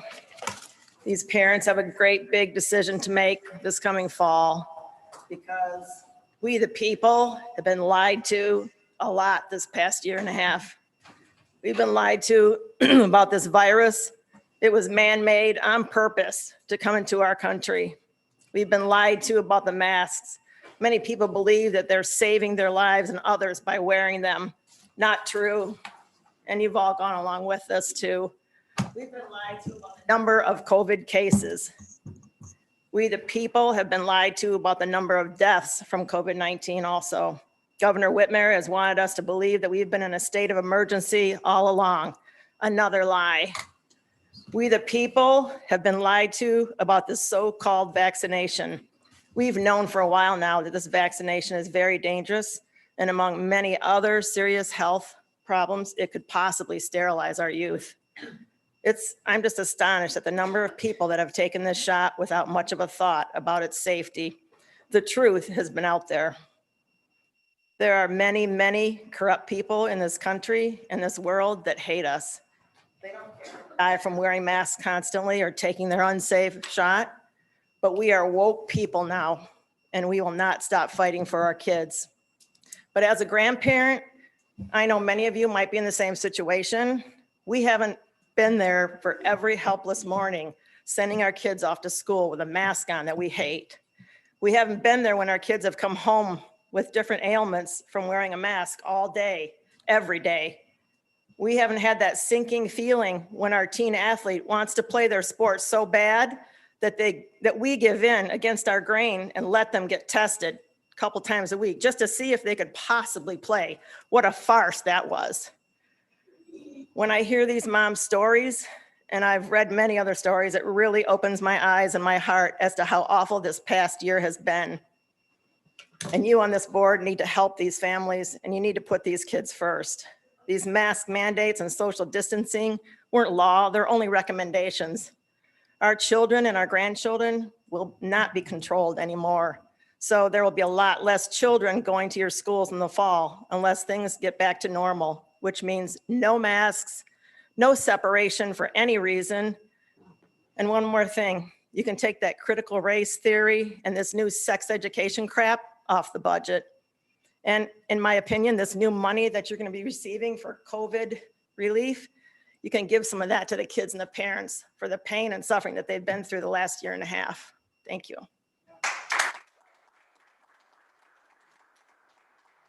Anyone else?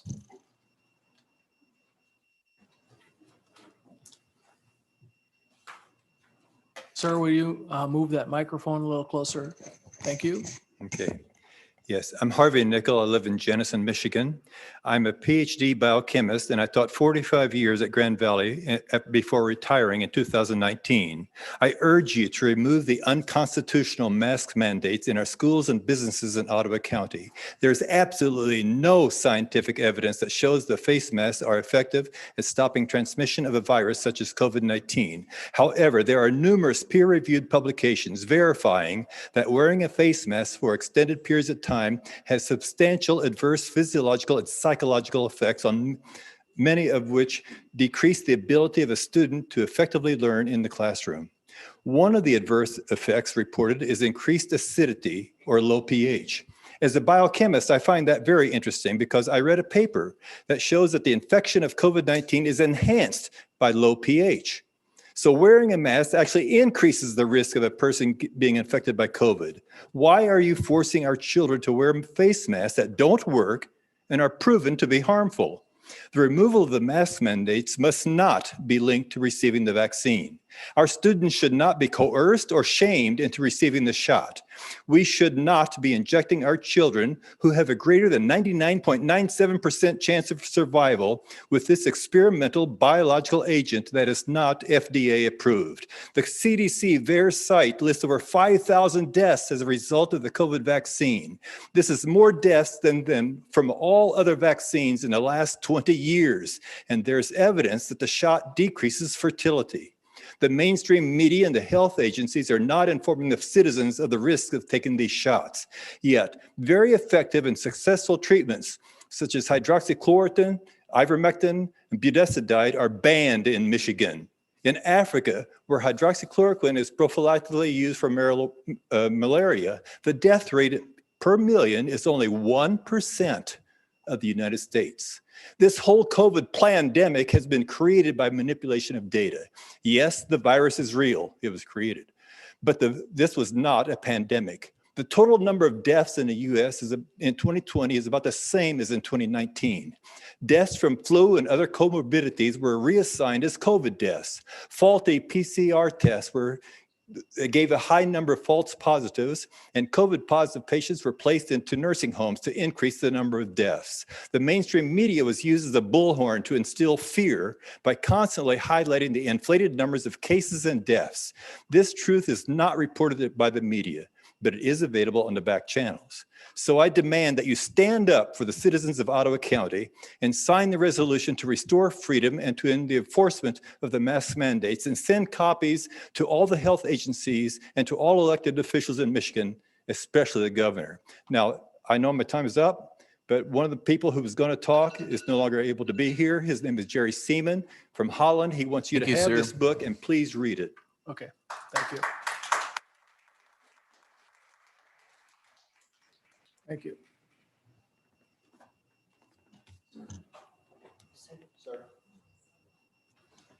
Who wants to go next? I am.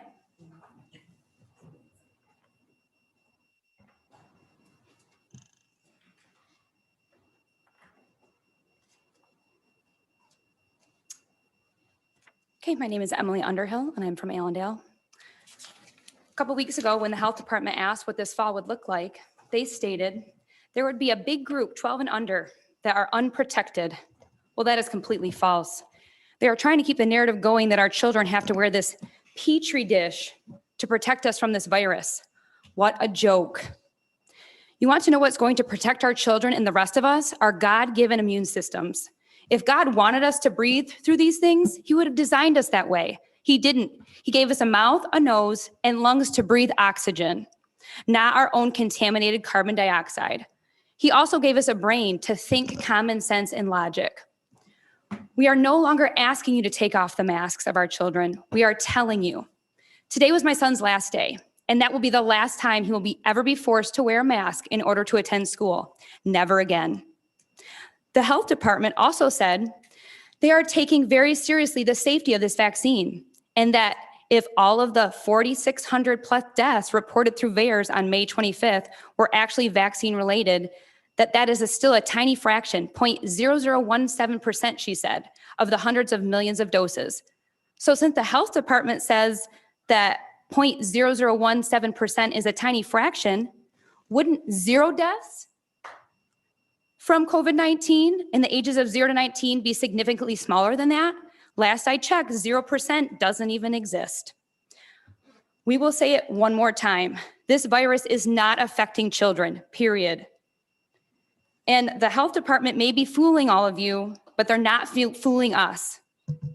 I'd also like to set a couple things straight. The health department is not responsible for the health of my child.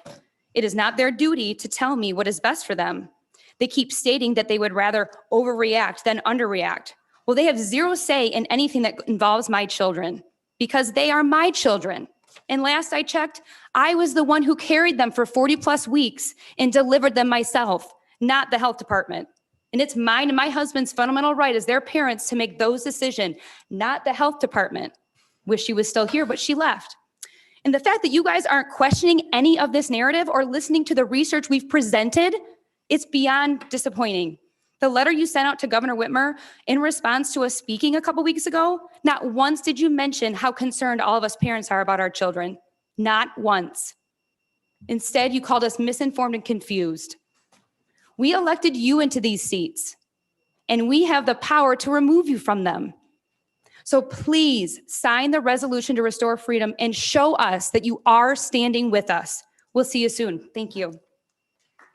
Thanks, Emily. Who else would like to address the commission?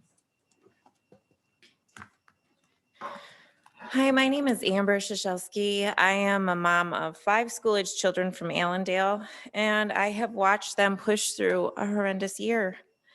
We've gone to our school boards, and they're scared of your health department. We get a sympathetic, our hands are tied. So here we are. We're petitioning you because you sit in a seat of power, whether you like it or not, and we are asking you to stand for us. Our children's needs have been horrendously overlooked this past year. Their emotional needs have been dismissed. We are now in a full-blown mental health crisis. Last month, I watched my good friend's son, Braden, grieve the loss of his best friend. A sweet 13-year-old girl from Lowell School District took her life. He had to watch her funeral via Zoom because they could not even allow everyone who wanted to say goodbye to attend the service. So today I'm here to say, let the vulnerable at-risk population protect themselves. Now, maybe you look at me and say, Amber, that's a pretty bold statement coming from a 30-something young lady who's low risk, but what you don't know by looking at me is that I'm an advanced heart failure patient. I was born with a genetic heart condition called left ventricle non-compaction. Did you know that 78% of COVID patients who develop severe complications have underlying cardiac conditions? Very early on, I was able to talk to my cardiologist about the risks versus the benefits of the vaccine for myself.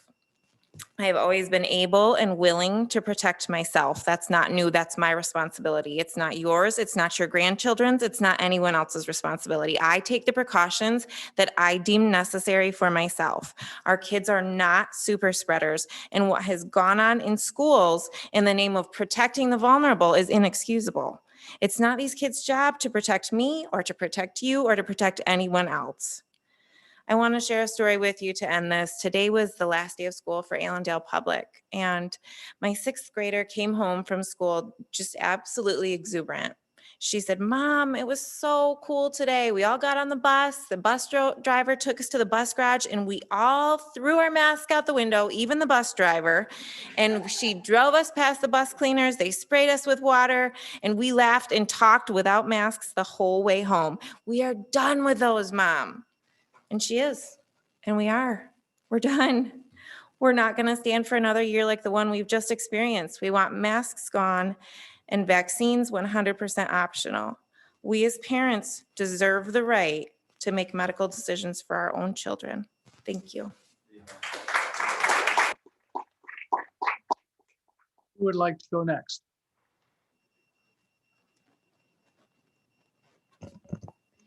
Good afternoon. My name is Brandon Halstig. I live in Zeeland. I'm an incoming senior at Allendale High School. The first topic I'd like to bring to your attention is masks. I cannot predict where we will be in the future, and neither can you, but masks need to be optional for the upcoming school year for students and staff. If I feel safe not wearing a mask, I should have the right to do so. And if someone feels more safe wearing a mask, then they have the right to do so, and there's zero issues with that. I also want to touch on sports testing. There's no reason we should be testing healthy kids, much less athletes who are constantly active and have healthy immune systems. Third, this is much bigger than COVID-19. As students, there's a lot going on in our lives that we don't know how to deal with. The last thing we should have to do is worry about this virus. We need to decide as a county what is more important, restrictions for a virus with a 99% survival rate or the well-being of your children and my peers. This decision seems like a no-brainer to me. The final and most important topic is mental health. I have firsthand experienced my peers struggle with anxiety, depression, anger, and many other mental issues. This way of life is not normal and can no longer be accepted as normal. There is no reason healthy teenagers and children should have stronger restrictions in the more vulnerable age group. There is no reason teenagers should have the thought of suicide cross their brain because they are overwhelmed from being locked in their houses or from not being able to play the sports they love and have worked towards their whole life, or because they don't find a reason to be on this earth anymore. Mason City Schools in Ohio has had about 850 alerts concerning searches or other similar activity on school devices, including how do I die, or does it hurt to die, or if I'm being abused, should I die? The purpose of going to school is to learn, not to be brainwashed by power-hungry politicians who know nothing about what is best for the kids and don't care what's best for the kids. It takes one county to stand up to this nonsense and do what's right for the kids, not what you are told is best by the politicians who sit in office every day. Romans 12 verse 2 says, "Do not conform to the pattern of this world, but be transformed by the renewing of your mind. Then you will be able to test and approve what God's will is, his good, pleasing, and perfect will." And I think too many people nowadays are conforming to the world because it's what everyone else is doing. I appreciate you taking the time to listen, and I hope you very carefully and strongly consider these ideas for none other than the sake of us kids. Thank you.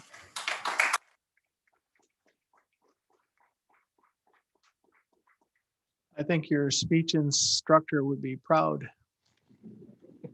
Anyone else?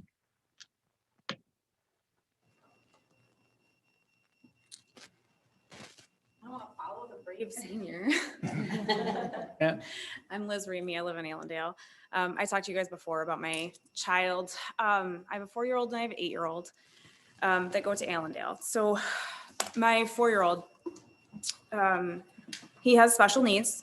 He has epilepsy and autism, and he has a pretty significant speech delay. And when I reflect back on this school year and, just parenting in general, you always wonder if you're making the right choices and stuff, but never did it occur to me that something that I might consider regretting was the thought of sending him to school.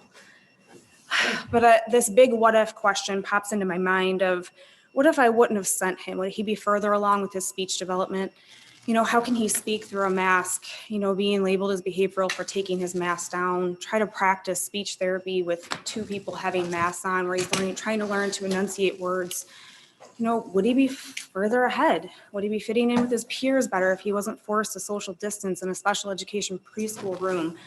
Would he learn how to share toys a little bit more if, they didn't have to treat each other like they had the plague for touching or trying to share toys? So, that's a difficult thing to have to process. And that's not going to happen next year. I certainly can't, I know you've heard from a lot of parents that they're not going to send their kids to public school next year. And I know we can't predict the future, but the writing sort of is on the wall that it will be either you vaccinate or you mask. And it's very much likely that vaccinations will be available for kids at this age group by the fall. But with his epilepsy, we're certainly not an anti-vax family, but the doses that a normal kid would get in 16 months, he's gotten in over 4 years. We have to spread them out. We have to be extremely cautious about what he takes. And this COVID vaccine is not going to be one of them. So you're stuck between a rock and a hard place. So am I really going to be forced to choose to continue to mask him and risk his development, or give him something that's experimental and potentially poisonous and disastrous to his health years down the road? That's a really bad choice. And so in that instance, the choice for me would be to find some sort of homeschool program, something that doesn't involve that, which is a painful one. Because to this point, up until all this COVID stuff happened, we've been very happy with living in Ottawa County in Allendale Public Schools. My 8-year-old, same thing. I mean, he's on a waiting list for counseling. At 8 years old, he's on a waiting list for counseling because Pine Rest can't get him in. Just dealing with everything, difficulties with breathing through the mask, just difficulties with he told me, Mom, masks just make it really hard to be able to see my friends. And it's hard. I feel so lonely. It's hard to make friends when I can't see their faces. And that's another thing that's really hard for a parent to have to sit and listen to. So just like everybody else, I'm asking, please sign the letter of resolution that we have proposed to you and fight on our behalf at the state level. Thank you.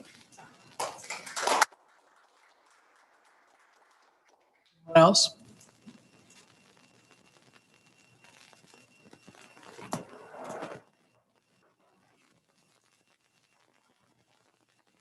Hi, my name is Sylvia Rhodey and I live in Allendale.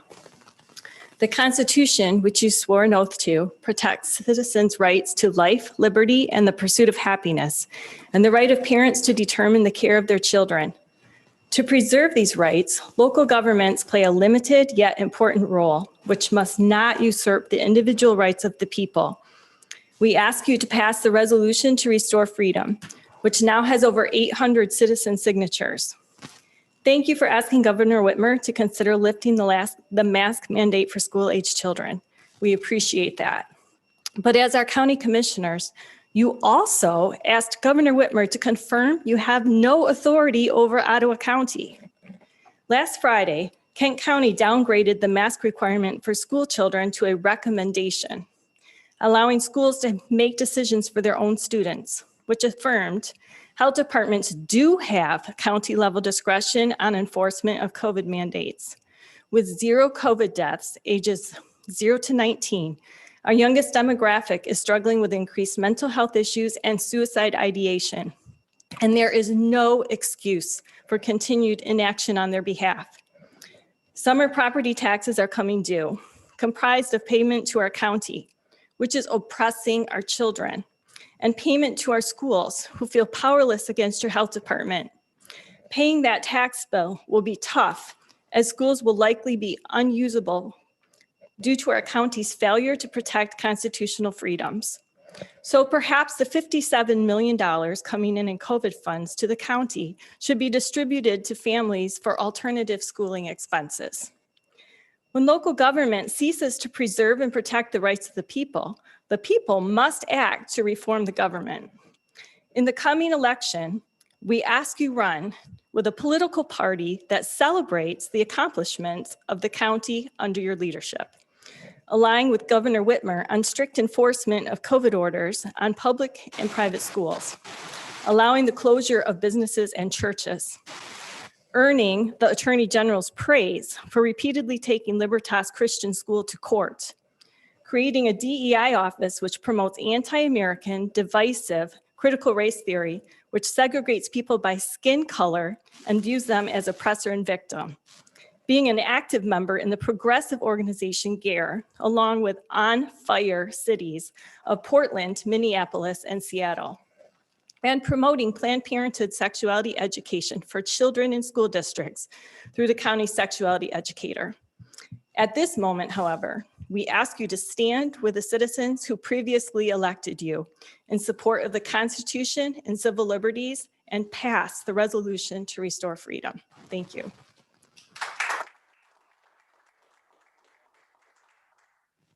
Anyone else?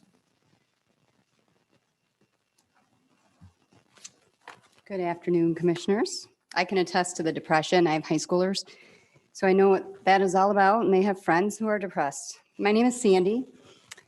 I'm in Spring Lake. Last week I reminded you, Sandy Benton, Spring Lake. Last week I reminded you that the CDC holds multiple patents on vaccines. As a government agency, they make millions off vaccines working to derive them through ACIP, regularly increasing the childhood vaccine schedule, even though thousands of parents regularly present concerns. 73-dose childhood schedule that has never been tested for synergistic, carcinogenic, teratogenic effects. And although the CDC and MDHHS knows no vaccine is tested for those things, or it's not tested for the synergistic effects of all 73 doses, they're not telling us also about the human DNA fragments found in the live vaccines from tissue that has been cloned and immortalized from aborted male and female fetuses. Last week, I provided you with a long list of adverse events associated with every vaccine and explained that parents are not receiving this information through the legally true informed consent. Last week, I also reminded you that a number of MDHHS and pharmaceutical companies had scandals. As a medical freedom advocate, I believe that my body is in fact my property. What I put in it, what I expose it to, what I allow my children to be exposed to is my unalienable choice. I should have the ability to view information without lies, censorship, coercion, or cover-up, using critical thinking to form my opinion. Instead of conversation, many of us are subjected to endless coercion and taxpayer-funded propaganda from MDHHS and our local health departments on the benefits and none of the risks of vaccines and masking. Knowing that millions of dollars are funding propaganda, but the MDHHS claims it has no time or funds to properly investigate the death certificates records to long-term elderly care facilities is egregious. In 2020, a number of revered physicians and scientists were working to illuminate Fauci's gain-of-function research and his affiliations with Wuhan labs, and the ability to splice special sequences into the coronavirus genome in a way that both increases its lethality and also leaves no trace of manipulation. Those voices were censored on all social media, and while doing so, they were labeled conspiracies. You know, Pelosi publicly called this the smear campaign. Present a lie often enough and it's quickly perceived as truth. Now Fauci's complicity in covering up the truth can no longer be denied as we read the emails and know with certainty. Rather than trying to understand the grievances of those who witness firsthand adverse events, or those who seek the truth and protect the value of self-governance, a value our nation was founded on, the CDC, MDHHS, and our elected officials, and the health department, and even this board, seems to dutifully fall right into line. Never questioning what they're being told, rarely working to protect their citizens' rights while working to sort out fact from fiction. Our so-called health bureaucracies have a long time pattern of pushing agendas upon the people and not coming forth with the truth. Thanks, Sandy. When is it time you start to listen to us? Is there anyone else that would like to address the commission? If not, we're going to close the public Chair, comment. we have 6 individuals currently on Zoom. Okay, all right. So I'm going to go ahead and ask you to unmute. And then if you just again state your name and address for the record, and you have 3 minutes.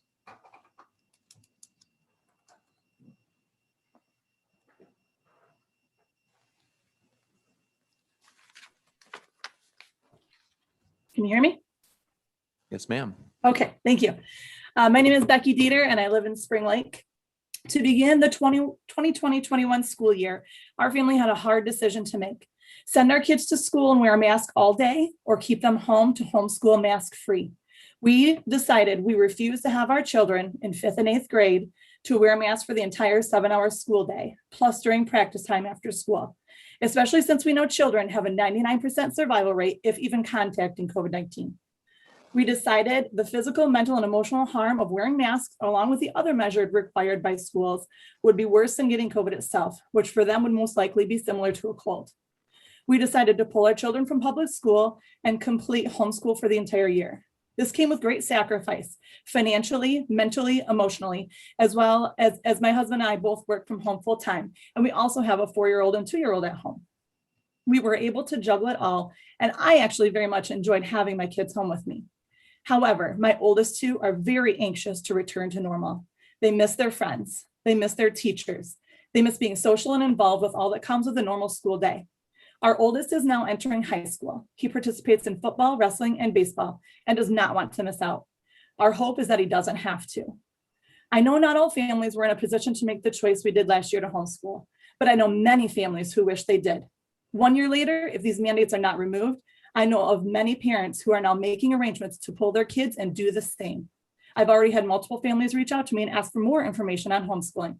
If the masks, shot requirement, and testing of all healthy athletes are not gone to start the 2021-22 school year, you will see many people leave our public schools. We are intending to send our oldest two children back to Spring Lake, but only if the school year returns to normal. If others want to continue wearing masks or get the shot, that is their choice. But it is our constitutional right to do just that, make our own choice. I'm asking you to please stand up for our county, where we have 0 deaths of children from COVID-19. Send a clear message to the governor and the rest of the state that Ottawa County says no more masks, no required vaccines, no passports, and no testing of our healthy athletes. For the sake of our people, our kids, our schools, and our businesses, we must open up, remove the masks, and not require a shot or passport. You have the power, and it is your elected duty to represent your constituents by joining us in signing and passing the resolution to restore freedom. Thank you very much for your time. Becky.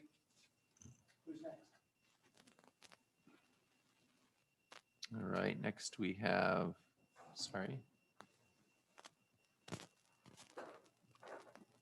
Christina, I believe. Christina, if you could just unmute yourself and state your name and address for the record. Hello, my name is Christina Parks. I have a PhD in cellular and molecular biology from the University of Michigan. I live in Hesperia, Michigan. I'm coming here as sort of an expert, in cellular and molecular biology to express my extreme concern that the board is not standing very firm for medical freedom.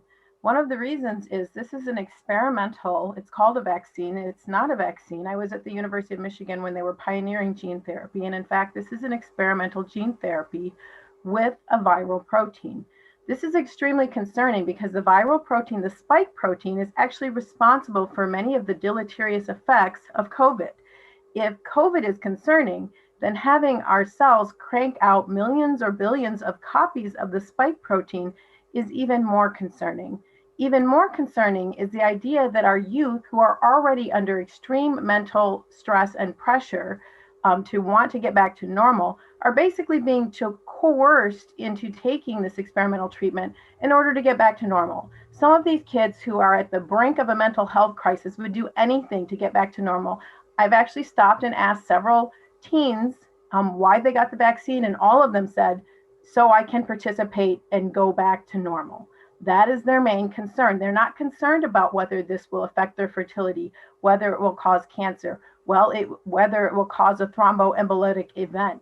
In fact, the spike protein, we now have extreme detailed scientific mechanism about how the spike protein causes these thromboembolic events. And all of these experimental treatments make the cells produce the spike protein. This is very, very concerning. You need to take a stand for medical freedom. No student, no young person, in fact, no one should be coerced by losing a job or not being able to participate in public life or not being able to go to school by having a vaccine. We need to explicitly make sure that all of our businesses know that we will not stand for this discrimination and that we will stand on the Nuremberg codes that say no human can be experimented on without their consent. Coercion is not consent. Thank you very much. Christina. Next, we have David. David, I'll just ask you to unmute and state your name and address for the record. You have 3 minutes. Hello, can you hear me? Yep. Okay, my name is Dave Rody, 12482 60th Avenue, Allendale, Michigan. It'd be nice if these calls were held in the evening so you could get more husbands and more guys speaking into this. I've taken some time out of my day. I have a couple comments. One of them is I understand the health department isn't listening to the public comments. Most of these relate to issues that they have some direct involvement in. I can pretty much guarantee if any commissioner had a flooded basement or wasn't getting city water, that it would be urgent, and they would request that the drain commissioner or the head of the water department would be present and listening to their public comment. This is the same urgency that these people are expressing in these public comment sections, and it's very disturbing to me that the health department isn't listening to public comments. My second point is, any good, well-run organization values the input from their reports. And the people at the local health department level need to be conveying the public comments and the expressed public view of what's going on. There are very knowledgeable people presenting in these meetings, and this information needs to be conveyed back up to the director of at the state level through our local agencies. And I don't think that's happening, because the message I'm getting is, we just do what Lansing tells us to do. And that isn't right. The health department's there to represent the communities as well. They need to be conveying these messages back up to the top in Lansing. That's all I have. Thanks, David. Who's next? 1 second. Public health is on the Zoom call, and they are listening to the meeting. Okay. I assumed that they were. Next individual, I'm going to ask you to unmute and just state your name and address for the public record. And you have 3 minutes. Well, thank you for the opportunity. My name is Ryan Ramey. I do live in Allendale. I've never spoke at one of these meetings before. I've never really felt compelled to. Excuse me, Brian, will you try to speak up a little bit or come closer to your microphone? Is this better? Yes. Thank you, sir. I said my name's Ryan and I do live in Allendale. And I've never spoke at one of these events. I've never felt compelled to until now. This year has been a difficult one, especially for my kids. We've done our part to remain positive, answer questions, encourage rule following. However, it's time that our county enact, common sense rules that align with the total well-being of all our citizens regarding all aspects of their lives, especially our children. With the recent release of all the Fauci emails detailing masks as being ineffective, studies demonstrating their harm, note I say harm, not the annoyance. I ask you to act with integrity based on the information we have. I know it can be hard to stand up and not go with the flow, but we have to do what's right. I implore our county officials to have the courage to do so. I'm not anti-vax. I encourage my grandparents and other at-risk people in my family to vax. But we cannot know what the long-term effects of the vaccine are until it's gone through a long-term study. I'm not going to put my children at risk. I do not feel it's necessary. That's my duty as a parent. The fact that the vaccines are free to anyone who want to protect themselves, it's not my child's duty or risk at their own health or sake to do so. Children have a high chance of vaccine injury, or have a higher chance of vaccine injury than they do from dying of COVID. Yet, especially my small children, they have a 0.001% chance of COVID affecting them. This is not a solution and will not be accepting anything less than 100% normalcy in next year's school year. As parents, if that's the case, vax or wear a mask, we're going to remove our kids from the public school system. That's really disheartening for me to say. I've had really good luck. My kids have really good friends. I don't want to do it, but ultimately I got to take their total well-being into consideration as a parent. So now I ask our county to stand with people, specifically our young people, and make changes that are relevant and important to their total well-being. And I thank you for your time. Thanks, Ryan.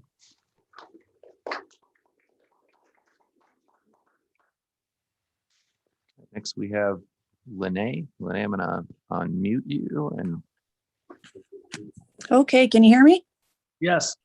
All righty, thank you. Lene Monera, I live in Allendale. Commissioners, I want to call your attention to a June 4, 2021 email from the Kent County Health Department to Kent County Schools. That was just last Friday. For those not familiar with this email, I want to read a portion of it. The Kent County Health Department told the schools that, quote, the state guidance recommends a more robust contact tracing and quarantine process than we recommend for Kent County schools. Both our recommendations and KCHD, that's the Kent County Health Department, developed our guidance based upon the local circumstances here in Kent County, end of quote.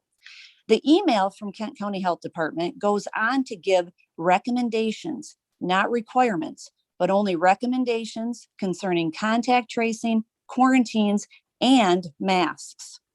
In contrast to this Kent County Health Department communication is the May 27 communication authored by Mr. Bergman, the chairman of your board, to Governor Whitmer that also focused on the mask issue.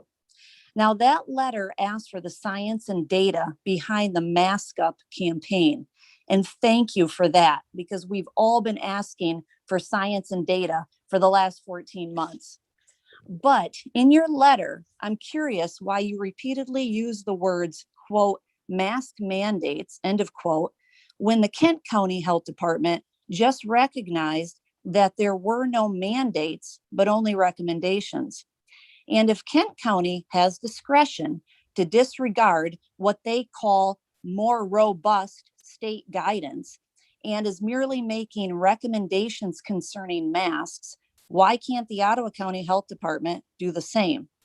Why instead did Mr. Bergman ask the governor for, quote, public clarification that county commissioners cannot control local health departments regarding the mask mandate, and that local health officials and local school officials are not authorized to ignore the mask mandates, end of quote. Respectfully, board, when comparing Ottawa's response to Kent County's response, it doesn't add up. Could it be because you as a board and the health department have more discretion than anyone cares to admit? Could it be because those driving Ottawa County's approach and response to the COVID-19 situation fully support what the state and what our governor has been doing? I would urge you, commissioners, please listen to your constituents. Exercise the discretion that you have by not only adopting the resolution to restore freedom, but also by urging the Ottawa County Health Department, which you oversee and you control the budget of, to issue recommendations, not mandates, for our school children this coming fall. Lastly, if I have a couple seconds, or don't I? your 3 minutes is expired. Thank you. Okay, thank you. Next we have Deanna. And Deanna, again, if you could just state your first and last name for the record. You have 3 minutes. My name's Deanna Hunter. I am a resident of Allendale. I'm at 4372 Bliss Street. And I am calling to voice my concerns about the discretion, the differences between our school children and what we're seeing in the hospital. At the hospital, I can work with COVID patients who are not masked in their room. Now, these patients are spewing COVID. Their viral load is through the roof, and yet they don't wear a mask. I do. My patient does not wear personal protective equipment. I do. And then I can go home to my family. I can go out and I'm not contact traced. In fact, I can even test positive for COVID. And thanks to our governor's executive order, I'm still mandated to go to work and I can take care of healthy, non-COVID positive patients. In the schools, my daughter was contact traced twice. So she missed a total of 24 days of education. She had to struggle to try to keep up with her education and take her finals. She's a straight A student, and I'm not even sure if she passed her math class this trimester through Allendale Public School. I had to pull my other daughter out of public school and homeschool her on top of working and on top of, all the requirements and all this chaos going on at the hospital. So I'm asking you guys, we all are told, follow the science, follow the science. Where's the science behind that? Why are we masking healthy kids and we're not masking COVID positive patients in their room in the hospital? It doesn't make sense. Not only that, but these people in the hospital are dying from COVID. Their viral load is so high. The toll it's taking on their systems is so high. Our kids aren't dying from this. Our kids aren't super spreaders. And yet my daughter was contact traced twice, and she was wearing a mask when she was contact traced. This doesn't add up. I don't know what you guys' opinions are or what your hands are tied. The school tells me they can't do anything about it. Their hands are tied. You guys keep saying, go to the governor and say, what can we do? Let our constituents know we don't have the power over this. This is the same governor that's writing executive orders that I have to go to work, even if I test positive for COVID. These kids that are being contact traced in the high school are exempt when they go to their fast food jobs because they're essential. We're not following science anymore. We're not even following logic. I'm all about wearing a mask if you choose to do so. I wear a mask when I go out to the store because I feel I need to, but we shouldn't mask everybody. It should be a personal choice. My mask protects me, as evidenced in the hospital. My mask doesn't protect you. Your mask doesn't protect me. My mask protects me. If it wasn't the case, why aren't we putting PPE on our COVID positive patients in the hospital? That's all I have to say. I'm not sure what my time is. Thanks, Dina.